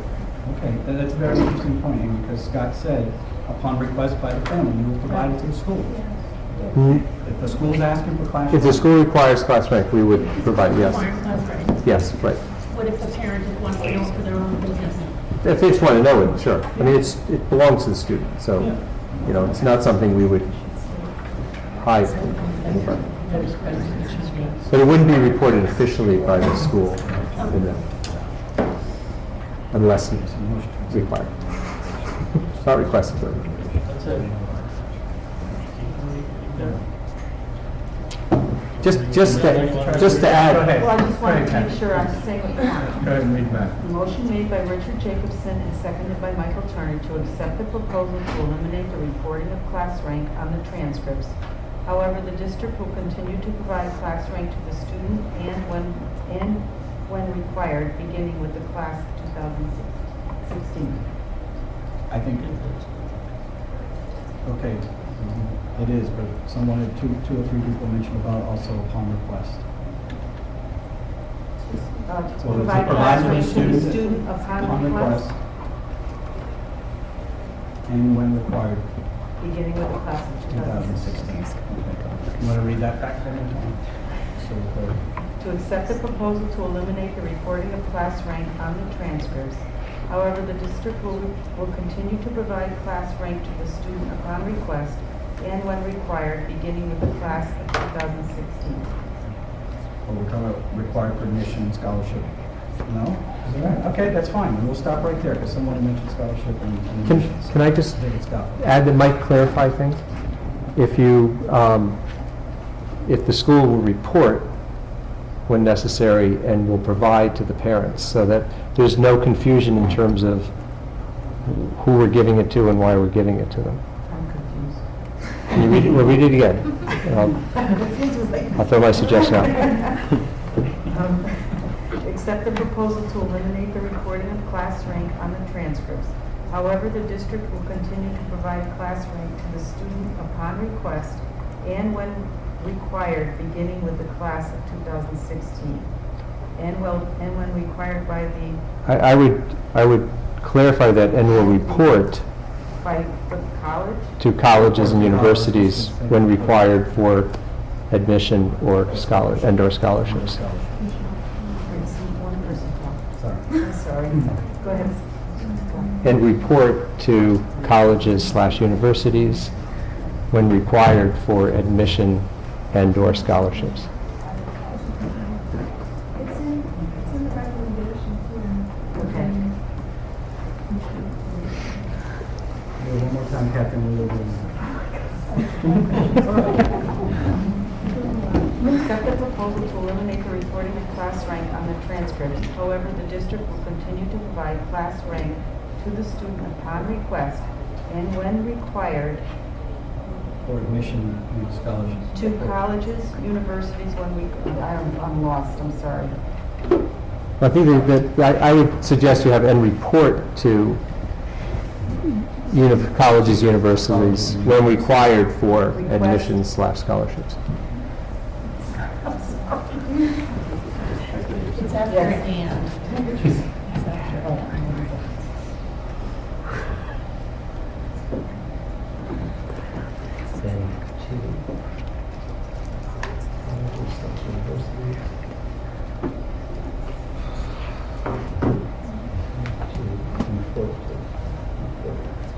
And to report colleges, universities when required. And get rid of the word for admissions.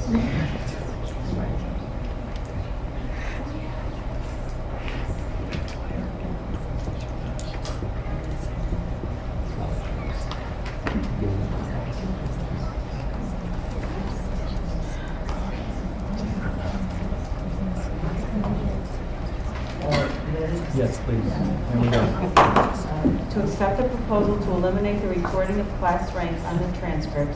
However, the district will continue to provide class rank to the student upon request and to report to colleges, university when required for admissions scholarships beginning with the class of 2016. So that is the motion. Is everyone okay with that? Are you ready to vote? All those in favor say aye. Aye. Any opposed? Any abstentions? One abstention. Motion passes.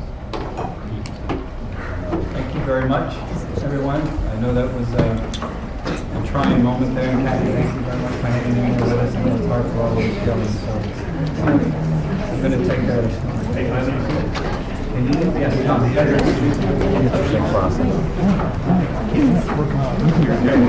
brings us to item number 5. Distribution of the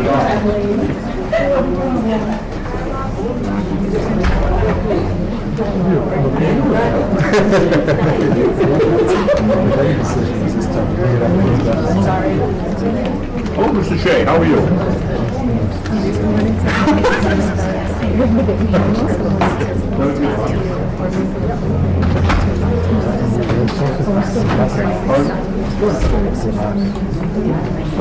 What works for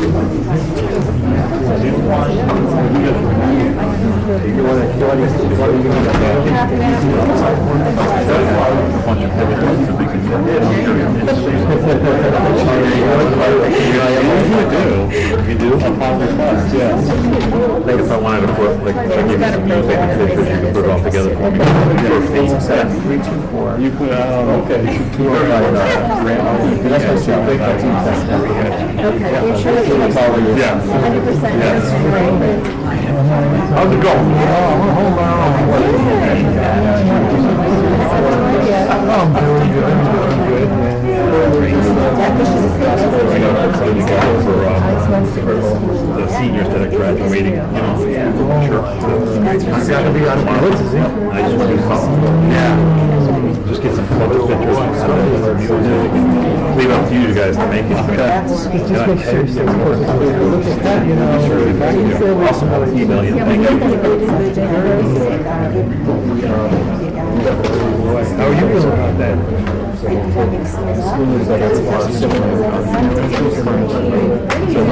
little baby, I know.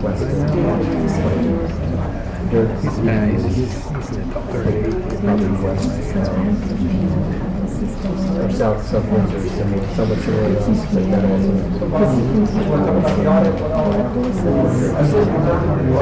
Chances are, I mean, most colleges, like, they'll see that, they understand, like, colleges, when they get these transcripts, to get kids who go, guys who get kids who are military, but they know, they can figure out. He went to the guidance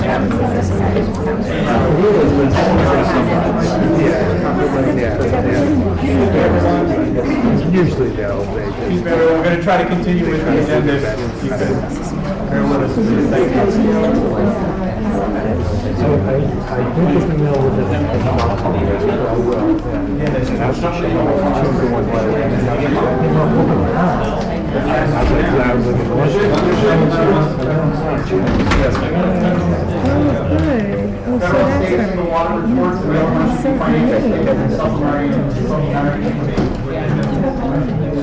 Tom, you have them? I only got one.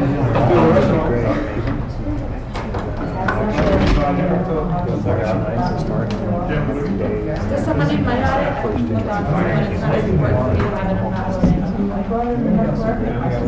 Because we're going to, let's resend.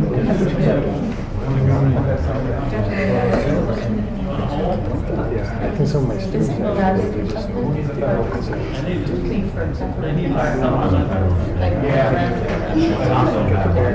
have the card somewhere around on that I want. The kids will put all four.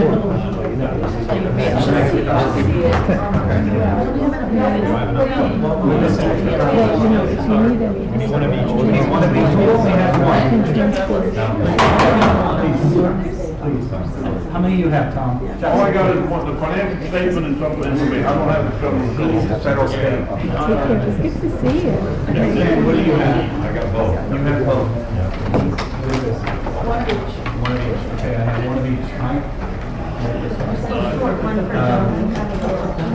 the state, federal state.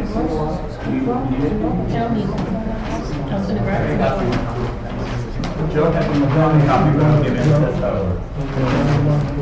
Okay, are there any issues with the audit that you need to mention other than finance is going to try to meet this week to go over the audit, and then the auditor is here at the next, the 4th this week. And then we're meeting with the auditors at the next meeting, the regular monthly meeting, March meeting, they're going to come at the day. Anything about that we need to discuss at this point? Any portions of the audit? Review of the 2015-16 academic calendar. Before you use the proposed calendar, excuse me, one of the things we'll continue to see late arrivals, and you can see the proposal indicated on the calendar. The calendar also follows the regional calendar that is approved by ESCON. And one of the other things that we're receiving very little latitude as far as calendar goes, as far as establishing a calendar. We have some latitude at the beginning of school, and at the end of school, and usually the vacations are similar, and the professional development days is a better attempt to coordinate that. So that this is the regional calendar, and present it to you for your acceptance and adoption. Is that as an agenda item tonight? That's under item 8.6. Thank you. Okay, any questions for Bob on the calendar? I know we're going to get to discussion later, but if there are any questions on that. Other than that, we're done with the administration's report. That brings us to report of committees, communications technology. Has not met since our last meeting. Facilities.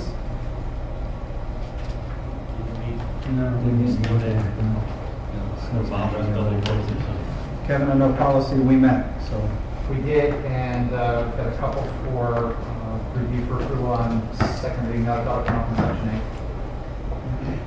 8. Program was not able to meet, but we're going to be scheduling the date soon. Negotiations, we're meeting on Thursday.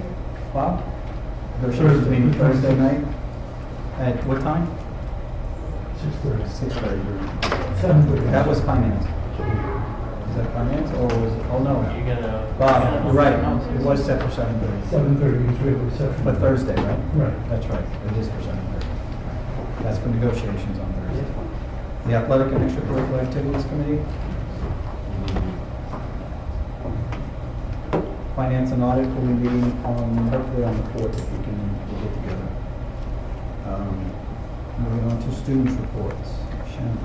All right, so I'm gonna jump into another buzzword that we've been talking about, which is individualized learning. And the reason why this is coming up for me is because today actually on RHAM News, which is, I'm sure you guys all know what RHAM News is, there was a report out about individualized learning, and it got a lot of my classmates talking about it, so I thought I would like to capture some of that conversation. And so I actually got some of my friends to write down their feelings on what individualized learning. And I expected them to only write like a page or like a sentence or two, but a lot of them, as you can see, got really into detail about their feelings. I'm sorry, I don't know. Page Would you like a copy? All of my friends wanted to stay anonymous because it's kind of scary going up against the board. But yeah, a lot of this, it was kind of the theme of my day, asking all my friends and classmates about individualized learning and what they thought about it. And everyone was pretty much on the same page, that they feel that what we're doing is very good in regards to kind of the student-driven learning. And they feel that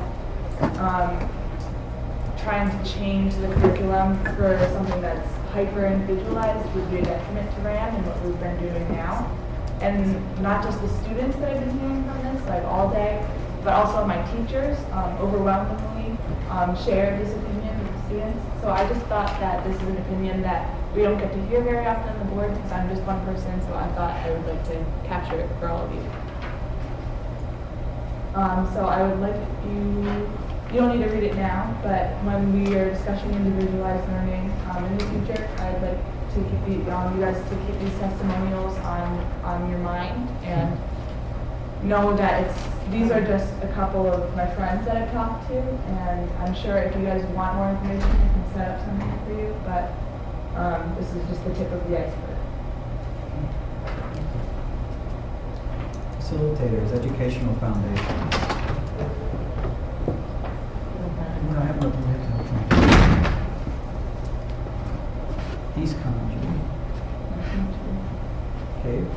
Keith, next big event is Day on the Hill, scheduled for March 25th. It's the best opportunity for boards of education to get engaged directly with the legislature and let the folks in Hartford know what's making life easier and what's making life harder. Thank you, Kevin. Chairperson's report, just want to mention that Carol Shea and myself and Dr. Szymanski attended the cabaret dinner, was it the other night? To benefit RHAM, the RHAM Education Foundation, the Hebron Women's Club, and AHM, correct? So the representative. It was really a nice event, and all those people that showed up in the snow on Saturday night, which was a challenge, and Bob had an hour and a half, maybe 2-hour drive in the snow to get back home, so that was great. That's it. We'll move on to action items number 8, approval of the minutes from the January 20, 2015 regular meeting, enclosure 8.1A. I'd like a motion for approval, and also for the special meeting for enclosure 8.1B, which is the special meeting of February 12, 2015. Moved by Rich, is there a second? Second by Tom. Any discussion? Okay, hearing none. All those in favor say aye. Aye. Any opposed? Any abstentions? One abstention, 2 abstentions, Manny and Kevin. 3. Tom, sorry. Okay. Okay, moving on to personnel actions. Item number 8.2, retraction of retirement date, enclosure 8.2A. Just give me 1 second, I'll pull up that motion. Okay, Bob, I have a question because 8.2A was not included with a motion. Do we need to do a motion to retract? Yes, we recommend the motion. Is it just simple as we just have a motion to retract the resignation? Just retract the resignation. Okay. I'd like a motion to retract motion to accept the retraction of the letter of resignation by Frank J. Schmidt. So moved. Motion made by Kevin. Is there a second? Second. Second by Mike. Any discussion? Is the retraction, so he's basically changing it. He's changing his retirement date, and it benefits us because he's a science teacher, and science is a shortage area, so that. I'm good with that, I'm just, yeah. The question is, does that mean he has to come back to us now at another point in time? Yes. And so right now, even though he said specifically that his retirement is December of 2016. I was asking to come back with another formal letter. Just another formal resignation.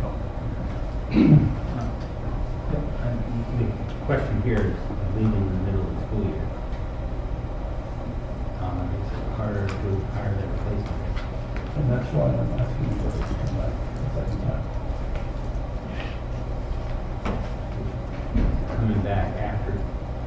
I think that the motion tonight is just to rescind. It's not to accept the resignation. This is in that one of the 3-year resignations. The original one was, the 3-year notice. He would have put that in 3 years ago, correct? Yeah.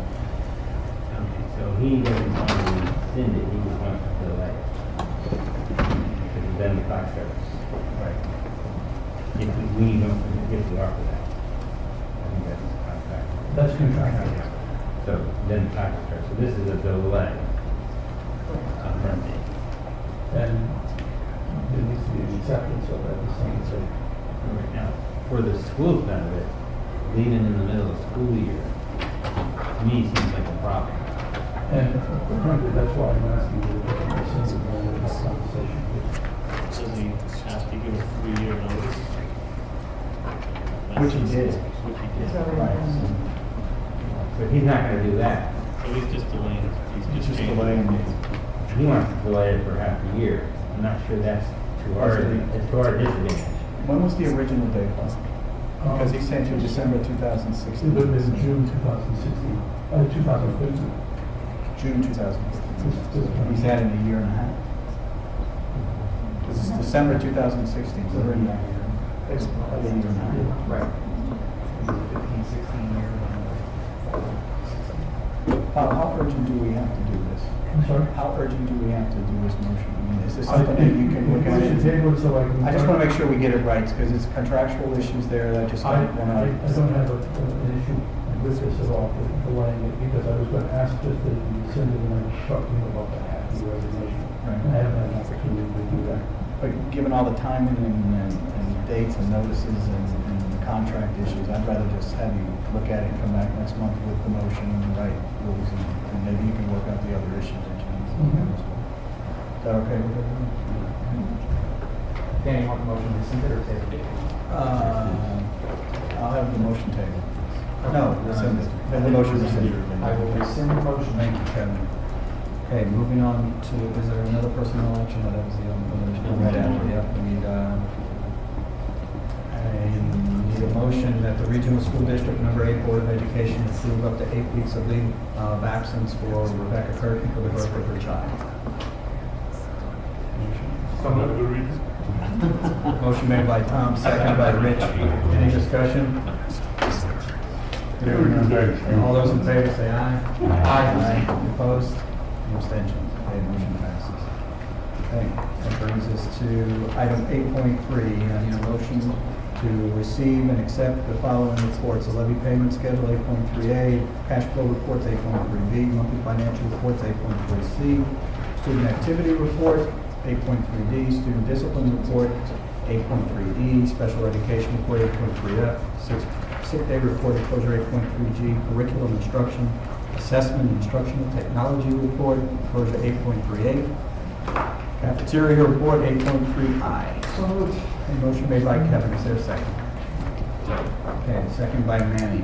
We're moving into discussion. One of the things that we had was when the board agenda materials came out, the reports were not included in that distribution, and it came out in a Friday information mailing. So what I did was I asked Bob and Jane to give us a report on the financial reports, since the board didn't have a chance to really spend a lot of time to get in with all the other information we have with the agenda. So Bob, I'll let you guys handle this part of the discussion.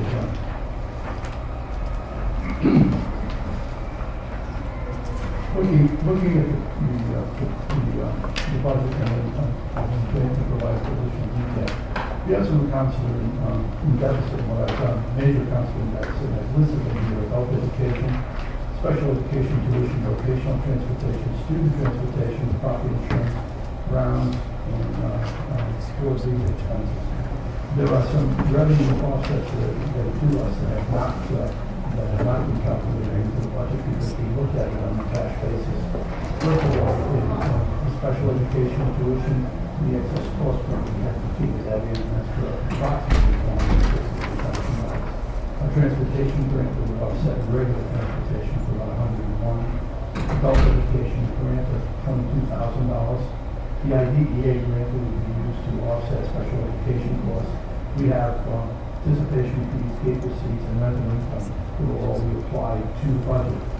One of the things that we're looking at is we'll have a projection to take us to the end of the year, and remember, it will be a projection. We've got some, we have a special education student that we placed out of district. We're not sure where the placement is or the exact amount of cost, so we're working on that. Fuel oil, I don't want to say how cold the winter's been, but I think that last year we used a 5-year average, and we got the 5-year average. It's going to end up being a 2-year average because of last year and this year. Propane again, it's heating and cooking. We found that we sent the maintenance lift out to be repaired. It's unrepairable, so we're in the market for the one we needed to conduct certain repairs in the building. How much is that? Well, that's $164.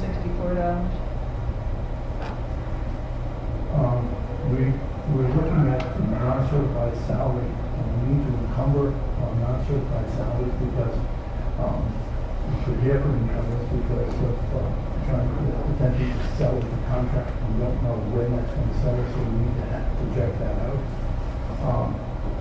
Snow removal, we keep our fingers crossed.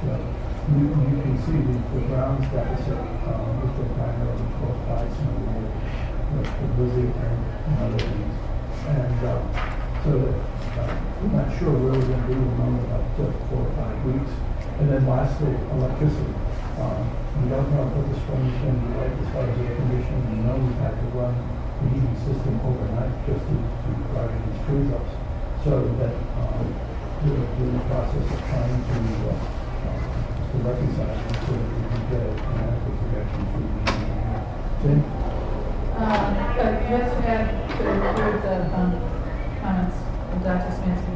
For instance, the snow removal, we currently we've encumbered what we think we're going to spend, so that account is approximately about $73,000 in deficit. Propane, same thing, we have a deficit there. And our fuel oil, as Dr.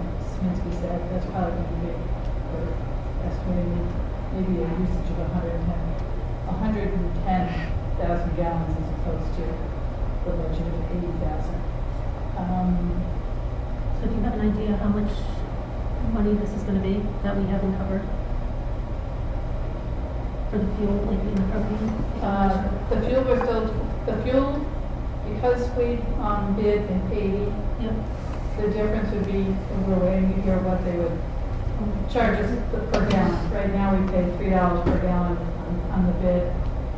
Maybe that's going to go down because fuel oil is going down, so we might look out and people might have to pay a lot more oil.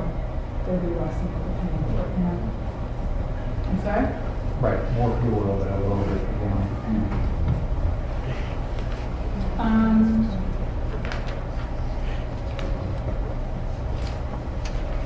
Let's see. We also have the boiler. We had an issue with the hot water heater. Heater boiler. No, probably. Okay, hot water heater. So we're waiting for an estimate on what it would cost to repair it, repair and replace it. So that's still waiting. Yeah, we need your ruler on that. I'm not sure. Repair, I know this repair is 18,000. And we're looking at what a replacement would be to see if it's cost effective to replace it.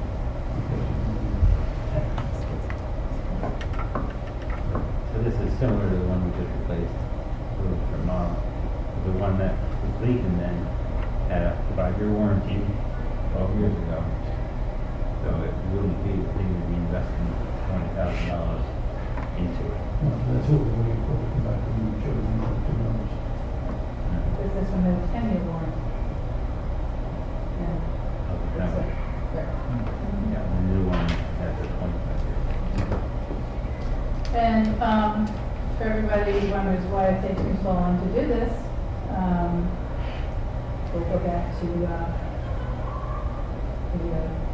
uniform chart accounts, the change in the accounts, and between developing this budget and trying to adjust those original appropriations.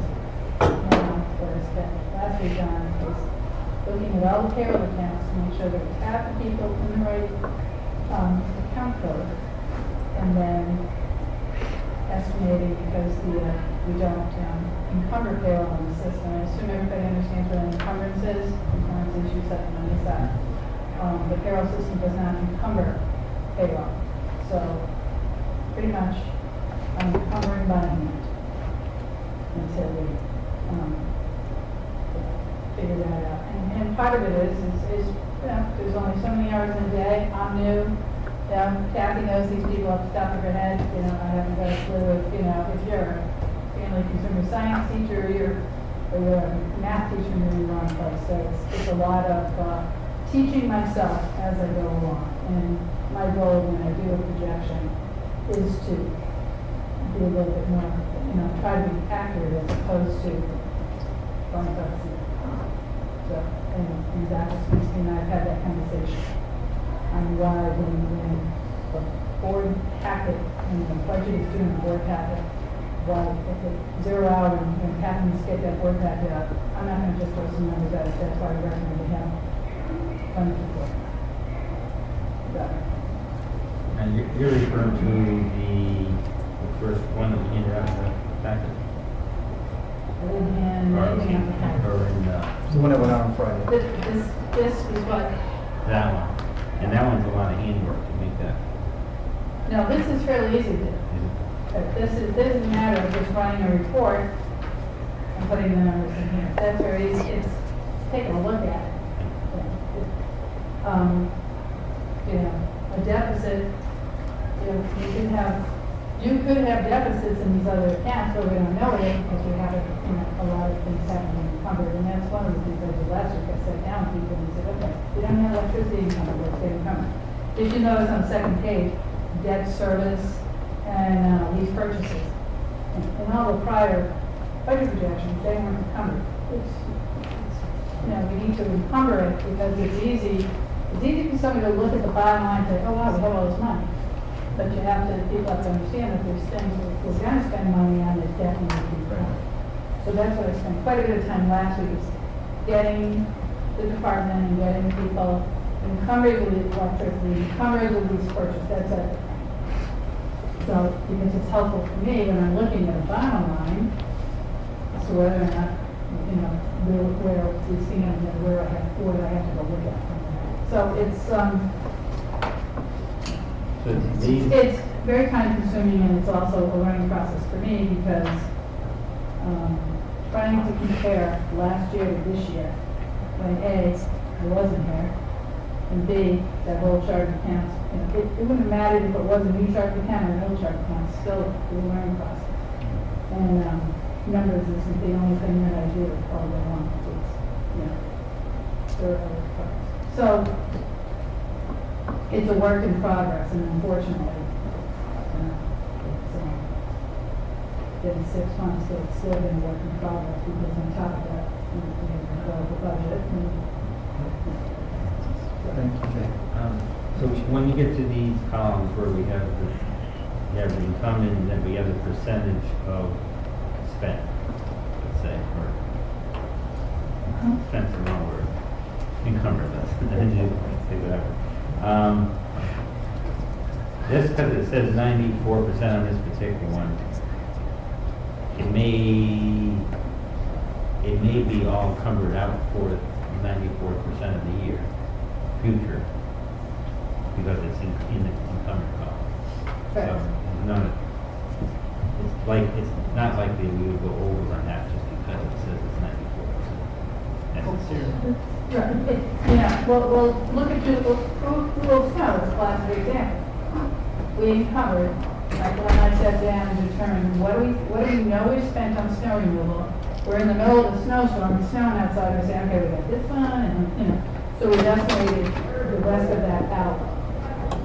With the hope that, the 2 more snowstorms we said we were going to have, it'd be nice if we don't have them because we encumbered for it.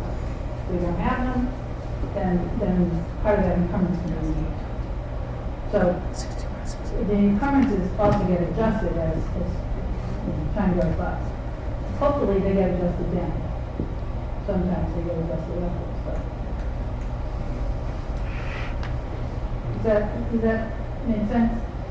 It makes sense. I'm just struggling with how would we know if we're on target or not between the different line items. Some are encumbered, some are not.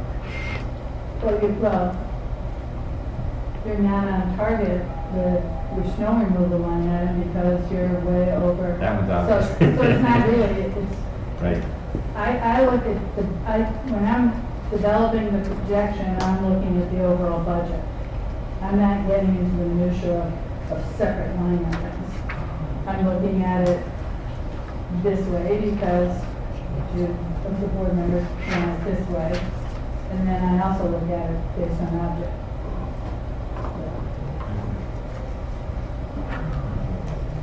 So are we going to start seeing transfers to start balancing some of this out? I think one of the things we're going to be working out with the finance committee is the procedure for challenge the transfer, because the policy is there. If you remember what happened at the end of last year, that was last year's policy. What we're trying to do is to avoid that. With the mechanism of transfer, so that we can do it sooner than not in one month. I thought we were doing quarterly, at least if not monthly. Well, I'm going to transfer because I haven't even gotten to that point, but it's not my goal to do transfers at the end of the year like I understand now. Yeah. We have the March budget projection is in essence, according to board policy, looking at January and February. Hopefully, the March budget projection, which is what, in 2 weeks? 2.5 weeks, and we have budget to deal with, it would be nice to be able to put some of those transfers in place. Are there any more questions on the financial reports or any of the reports? Well, on this page you got handed out, are the revenue offsets any different than what was in the budget? Right now, no. We haven't received, the only way we know if they change is when we receive the money. We just received some grant monies today. The big one is the excess cost, and it still hasn't come in. I'd like to request the financial subcommittee to come together with some sort of revenue report to track where we are. And then just the only other question was, until we know where these transfers are, it'd be interesting to see how it's going to affect our budget for next year. So is that going to be added to the finance agenda? I'm sorry? Is that going to be added to the finance agenda, what you just asked? Yep. I think you may notice, I'll use facilities as an example because I work very closely on that budget. The facilities budget, we developed that budget based on what we know is going on this year, and obviously what things happen. So therefore, fuel oil for next year's budget isn't based on 3,000 gallons anymore. It's based on 110 we've been using. So I think you'll see some variances there in next year's budget. The other thing is, I put a budget freeze on in January. So therefore, departments are not allowed to buy anything unless it has to do with educating students, or if it's a repair, that type of thing, or an emergency. So very few purchase orders come through request to purchase things because we know that it's something good for. So. Thank you, Jane. Any other questions? We want to take it to a vote to accept those reports. In a middle school, with one of the out-of-school suspensions for possession of an illegal item, seminar or leave, I don't know. Hopefully there's more to it. There is. All those in favor, say aye. Aye. All opposed? Opposition, any abstentions? And the motion passes. That brings us to item 8.4. Kevin, I'll let you take it from here. Okay, first reading policies, there are a number listed in the packet. Most of these are connected to matching to state statute regarding things like automatic defibrillators, let's see, school safety plan. There's a number of items in here that connect directly to this matching up language. Some other ones are specific to our policies here and how we're operating, things like use of school facility schedule fees and so forth. As always, please do read them. Let me know directly if there are things you want policy to tackle in the meeting in 2 weeks. I think I've tried to step it up with the last round to make sure that everybody who submitted comments, we did get a response back from you. If that hasn't been the case, please let me know. I want to make sure that you know that your comments are being heard by the policy subcommittee and being addressed. In fact, there are at least 2 policies that have been pulled off the docket altogether as a result of comments that were fed to the policy. On that subject, I forwarded you an article where that method appears to be against the Freedom of Information Act rules. That we're not supposed to be having those meetings by email on policy. So I want to make sure that as a board that we start having those discussions at our meeting here. I did get that comment. The 2 points I would make on that is that the comments that are fed to me individually by email are then discussed in public forum in a policy subcommittee meeting. So they are publicly discussed. Each and every comment is discussed in that policy subcommittee meeting. And then what comes back to this board is a matter of reaction and or action based on that input. When we get to second reading and the policy is officially set to be discussed and documented in one way or another, there's full opportunity to discuss the policy at that point too. So we're trying to be as efficient as we can with the policy, but certainly be as open and transparent as we can be. And those forums held up for some time. Are we going to be talking about those policies today? The 2 that are up for second reading, yes. The ones that were for first reading. No, we're not discussing. It's not my intent to, but How do we have this thing checked with legal? Make sure we're not violating the rules. We'll have to check by legal. Will that be on the agenda for next meeting to go over that? We'll probably address it before then. Moving on to 8.5, second reading of policies. Kevin? Okay, so for second reading, I'd like to make a motion that we approve policy 9210, duties of the chairperson of the Board of Education as recommended by the policy subcommittee. Is there a motion? No. There's a motion by Rich. Is there a second? Second by Manny. Any discussion? Hearing none, all those in favor say aye. Aye. Opposed? Any abstentions? Motion passes. Okay, and I'd like to make a motion that we approve policy 9615, reimbursement of board members' expenses, as included in code 8.5. Is there a second? Second by Rich. Discussion? Hearing none, all those in favor say aye. Aye. Any opposed? Any abstentions? Motion passes. Thank you, Kevin. 8.6, discussion and possible action regarding the 2015-2016 academic calendar.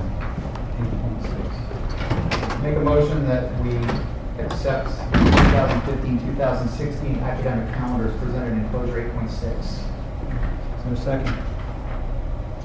Second by Manning. Any discussion? Has this calendar been working as far as coordination with the magnet schools, charter schools?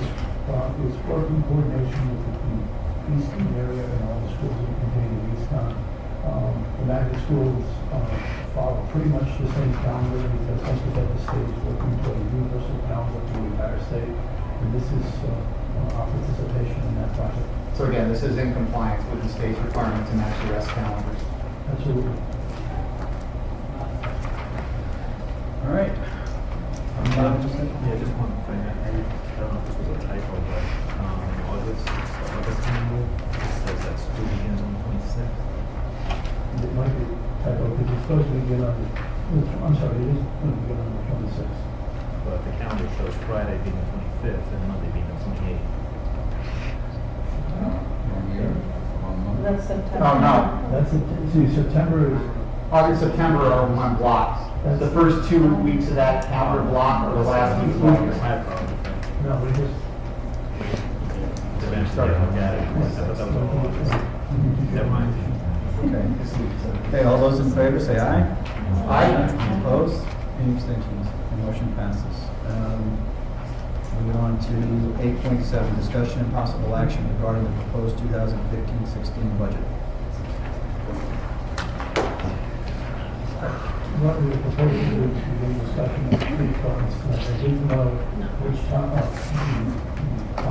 were going to finish with the discussion of class rank, or how long that was going to take.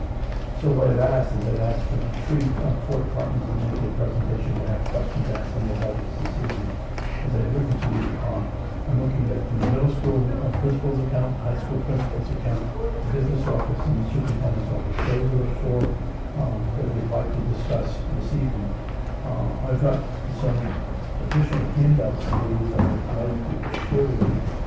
First of all, before we get into that, I was asked to provide tenure dates for teachers, and here's a copy of that document. And then I was asked to provide the impact statement of Title IX and the cost of freshman athletics. That's this.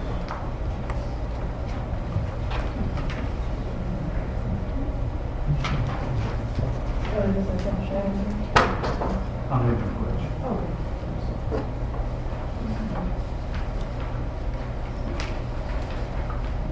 Good more copies. Good. Lending their way down, I think. Because I had expected.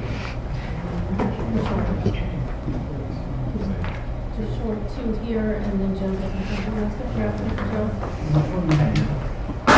Too short on this one. We're short on the first one, the tenure list. Great.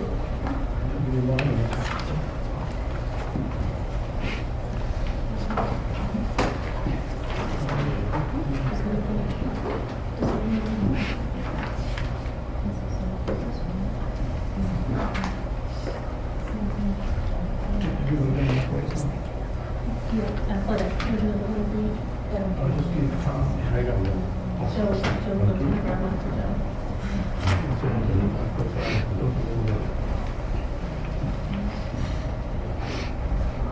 I've got this one. Thank you. Yep, thank you. I was just looking for some. You got another 10? Thank you.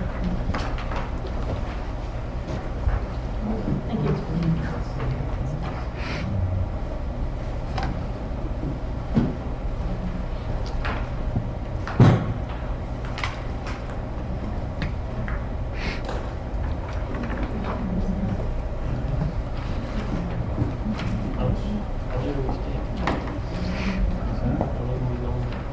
Any questions we have? Bob, how long are the presentations scheduled for? I think really they're not presentations. Remember, it's just to take the summary sheets or any sheets that are in here. If you have any questions, you can ask the principal just to review them briefly. And so that I don't anticipate them taking that long.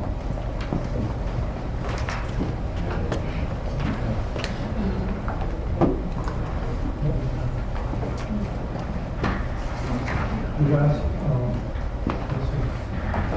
You go to your index. You go to, Well, I guess it's, I didn't know that we were going to have selected people here, I guess, to be here to ask questions. the only reason I wanted to, I didn't really coordinate is to talk about the department specifically, because I didn't know how long this was going to take. However you want to do it, I'm prepared to do it either way. Well, I mean, it's a lot of information you just gave us. I know some is related to specific questions we had at the last meeting, which was cost of freshman sports that are being asked to be funded, as well as the Title IX compliance, and then the tenure question, right? Is the tenure question another question? Does anybody have any other questions specifically to these items, at least on that?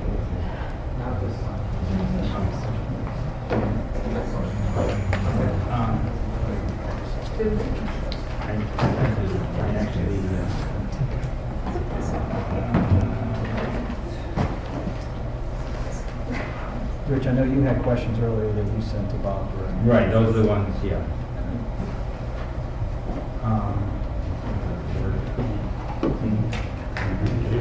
Can we? Hit someone else. Well, no one else has any, that's what I'm saying, or at least that I'm aware. Does anybody else have any immediate questions right now? Because I'm just wondering, when's our next meeting, Bob? Next meeting is scheduled for Saturday. I asked Kathy to send out an email. Right. And I haven't, is everybody prepared to do Saturday, or do we want to postpone that to another day? I don't answer. No. I can't do it. Okay. Okay. So Saturday, Are you ready to go now? No.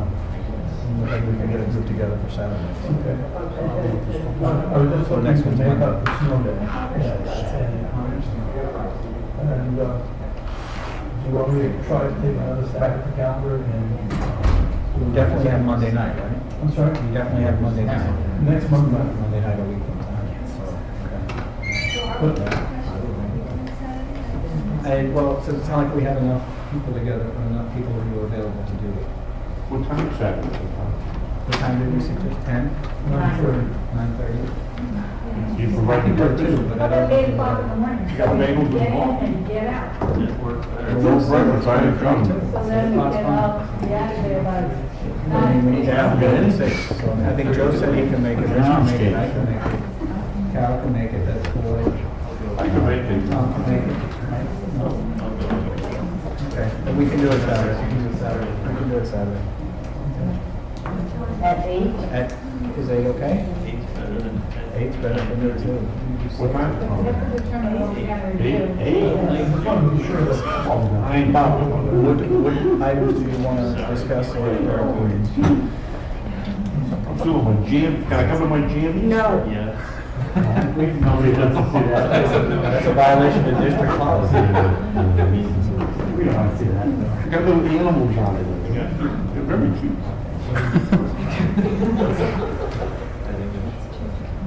All right, we can straighten it out, but we need to come up with what's the next presentation? We normally have presentations on certain sections when we come to. Yeah, So and we missed a few. with this, I thought the presentations that Courtney was made in December answered, and then they were just going to be present to answer questions about the budget. So who do you want us to have there then? I mean, or do you want everybody to be? I don't want to make everybody come out of the same. Why don't you send it out to us? Give them a couple. Yeah. I'm gonna have to talk to the. Why don't you look at the rest of the meetings and then figure out who you can slot, and then let us know so we can.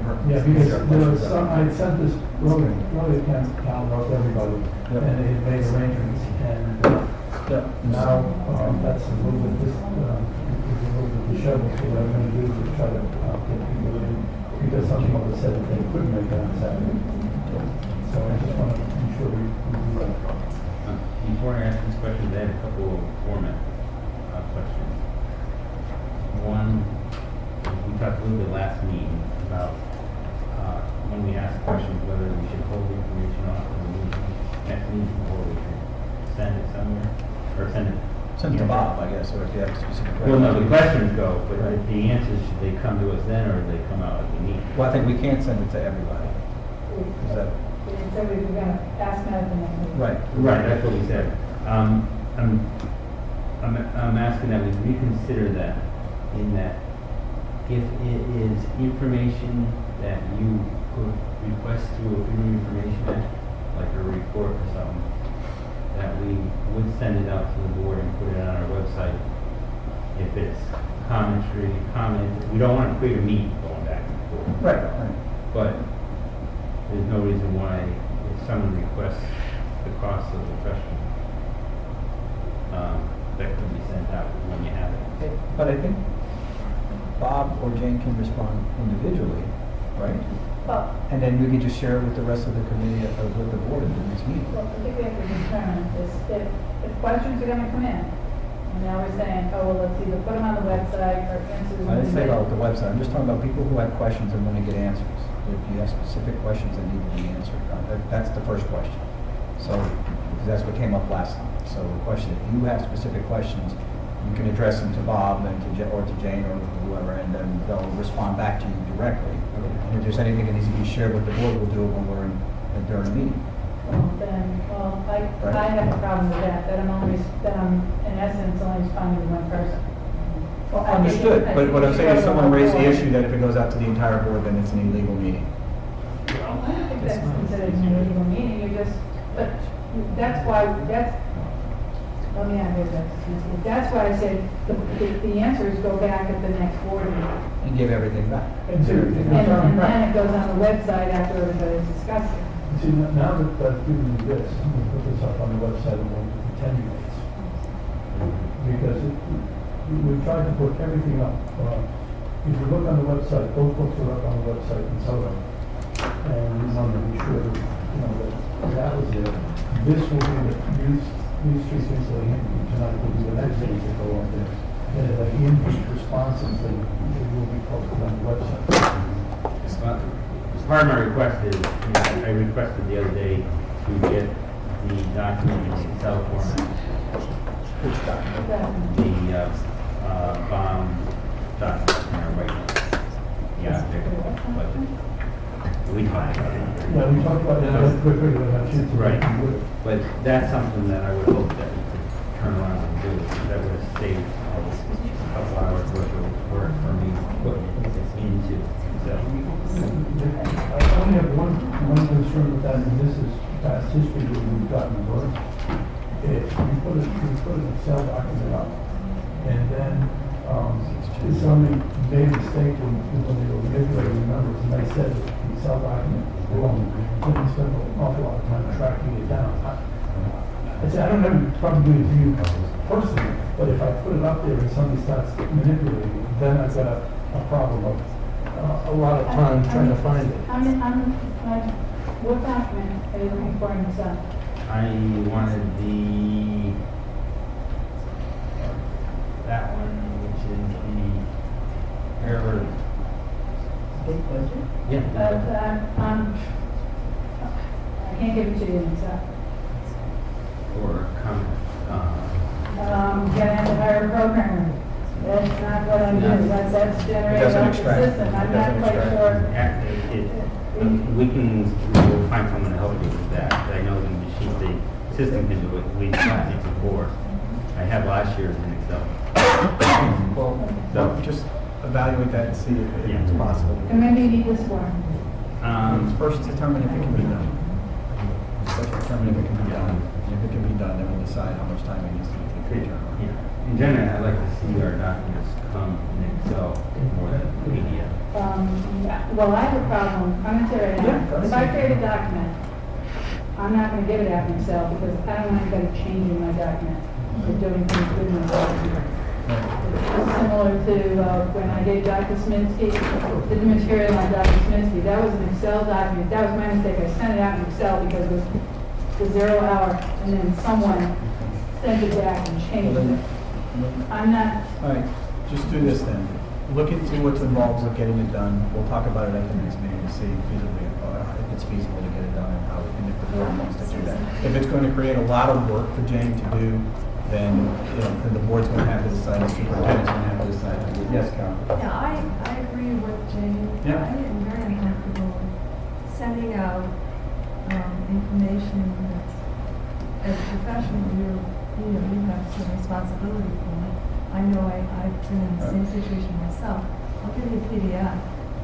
If you want to, create, convert it yourself, fine. I would never give anybody an Excel or even a drawing. We don't, like an AutoCAD drawing or anything that someone else can go in and change your figures.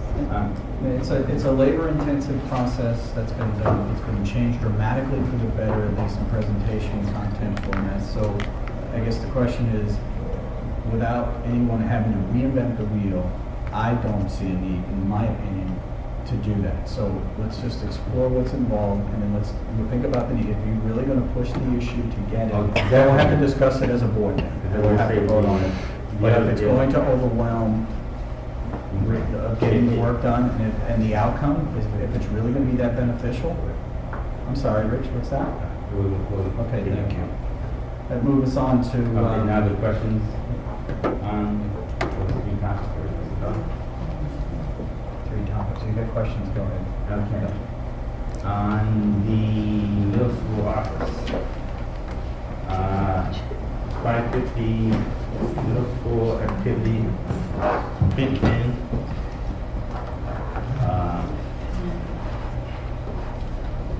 There was the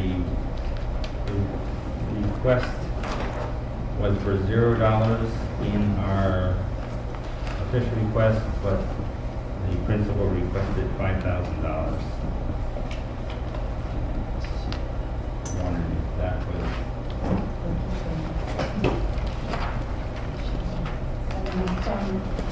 I'm sorry I'm at a loss, because I don't have the question, so.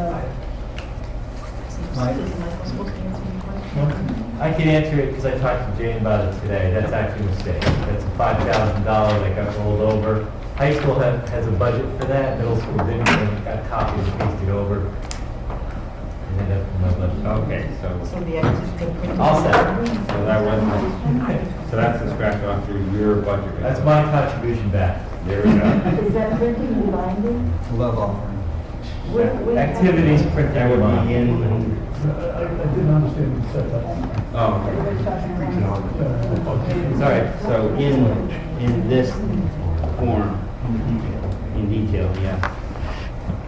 103, 1,090, 550. Activities printing and binding, $5,000. Excellent. This is what we should do.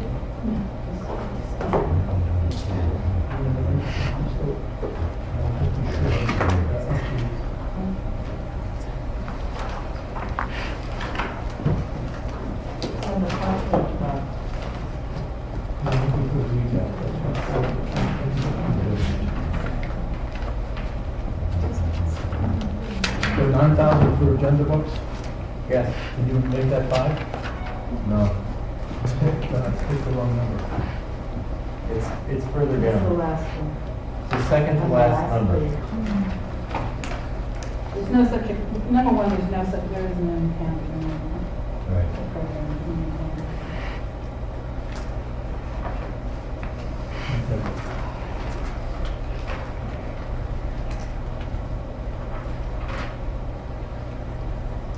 It's already been removed. Okay? It's already been removed. So there's nothing to take away because it's already been removed. Right. So there's nothing to reduce from the budget. Let's see. I was comparing the old format of the budget, which we passed last year. There's, Are there other copies of those questions? I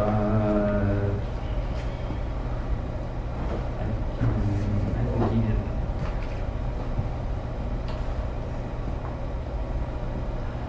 You want to take these offline? You can send them directly, you sent them to Bob earlier today. Yes. I've got some of them, but I didn't have a chance to work through all of them. And some of them are department related, and I'd like to the coordinators to answer those questions. Yeah, I thought most of them were. There was one about the audit, there was one about, and that's simply the contract with the auditor. Right. So why don't, just give them time to respond directly to you. We can circle back on, we can discuss the results at the next meeting. Anything else? Brings us to item 8, actually 9. Information items 9.1A and 9.1B. Calendar events and use of building report. And just item number 10, public comments. Who does to witness? I'll be quick. Catherine Marks, thank you again for your time serving. I know you guys serve on subcommittees too, so it's just not these nights that you show up. And that's one of my points. you approve something today, I hope it doesn't die in subcommittee. I hope that it comes up and out, because it actually was approved out of the program committee 2 years ago. So I hope it doesn't take another 2 years to have it come out of the program committee. Kathy, well done on typing that. Thank you. And I understand what it's like to form a motion. I've served on a number of boards, and it can be very difficult.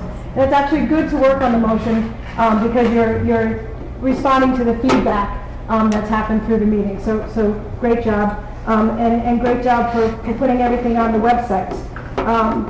But I do have some concern, and the concern comes from a dangerous precedent that I saw here today. The dangerous precedent was having a member of the board do a presentation. There's a point when you do discussion, but the presentation came from administration. And the administration, I believe, Principal Leslie has been a principal since almost 2001, probably a teacher since about 1980. And I'm sure and it went through program committee 2 years ago, there was a dramatic amount of information from guidance counselors that went into it, and the program committee from then. So to have a presentation being done by a board member at the same time, who doesn't have the authority, the education, or the experience that the principal has, and that all the other people that put into it, I find is just a very dangerous precedent. I have respect for Danny. Danny and I, have talked, and I knew that he knows that we disagree, but we agreed to disagree. But to actually have the presentation done, I can't say that it's. I don't have the proper word except for it's a dangerous precedent. And at some point, the members have to stand up and say that instead of letting it go on, because the public didn't understand. The public didn't understand whether it was the Board of Education speaking or who was speaking. You all got to say your opinions afterwards, but you didn't do a slideshow. No one got a copy of the slideshow. No one got a copy of it beforehand to comment. We've had the presentation from 2013 on the website, and I believe the one from the update from 2011 for almost a month. But we had no way of commenting on the other presentation. And was it really a presentation from the board? It was just a very confusing part of what I thought was a meeting that had a lot of input. I mean, sometimes you guys have meetings and no one shows up. You had a lot of emails and a lot of input. Good for you. It was a topic that got vetted. A lot of us don't disagree, but it got vetted. So I've stayed here tonight to thank you, but also to express my thoughts. Thank you. Thank you. Anyone else? Yes. Kathy Shea from Hebron. It's been a long time since I've been to a meeting. As you know, I was a familiar face at many of the meetings, and in fact, it encouraged you all to bring this back to the table, the elimination of the class rank on the transcript. So I'm glad after 2 years it has been done, and we can move on. However, I don't understand the referral back to the subcommittee, and the chair said it's going to come back to you all for a vote, and I see that as an unnecessary step. Unless you're trying to change policy language to align with the motion, then that would make sense. Also, the precedent, I agree with Catherine, was very dangerous here this evening. We did not know whose opinions those were, and they were opinions. Some of it was fact, some of it was taken right off websites. However, a lot of it was the chair's opinion, and I'm disappointed that the chair would try to unduly influence his fellow board members. And how do you board members allow that to happen? How did you allow that presentation to occur? I would hope you knew about it ahead of time and perhaps tried to discourage your chair from taking such action. It was unnecessary, and in fact, your comments could have been made during the debate on the motion instead of trying to influence your board and people in the audience. Thank you. Thank you. Anyone else? Adjournments. Have a motion to adjourn? Motion by Kevin, is there a second? Second by Tom. All those in favor, say aye. Aye. Opposed? Motion passes. We are adjourned. Thanks for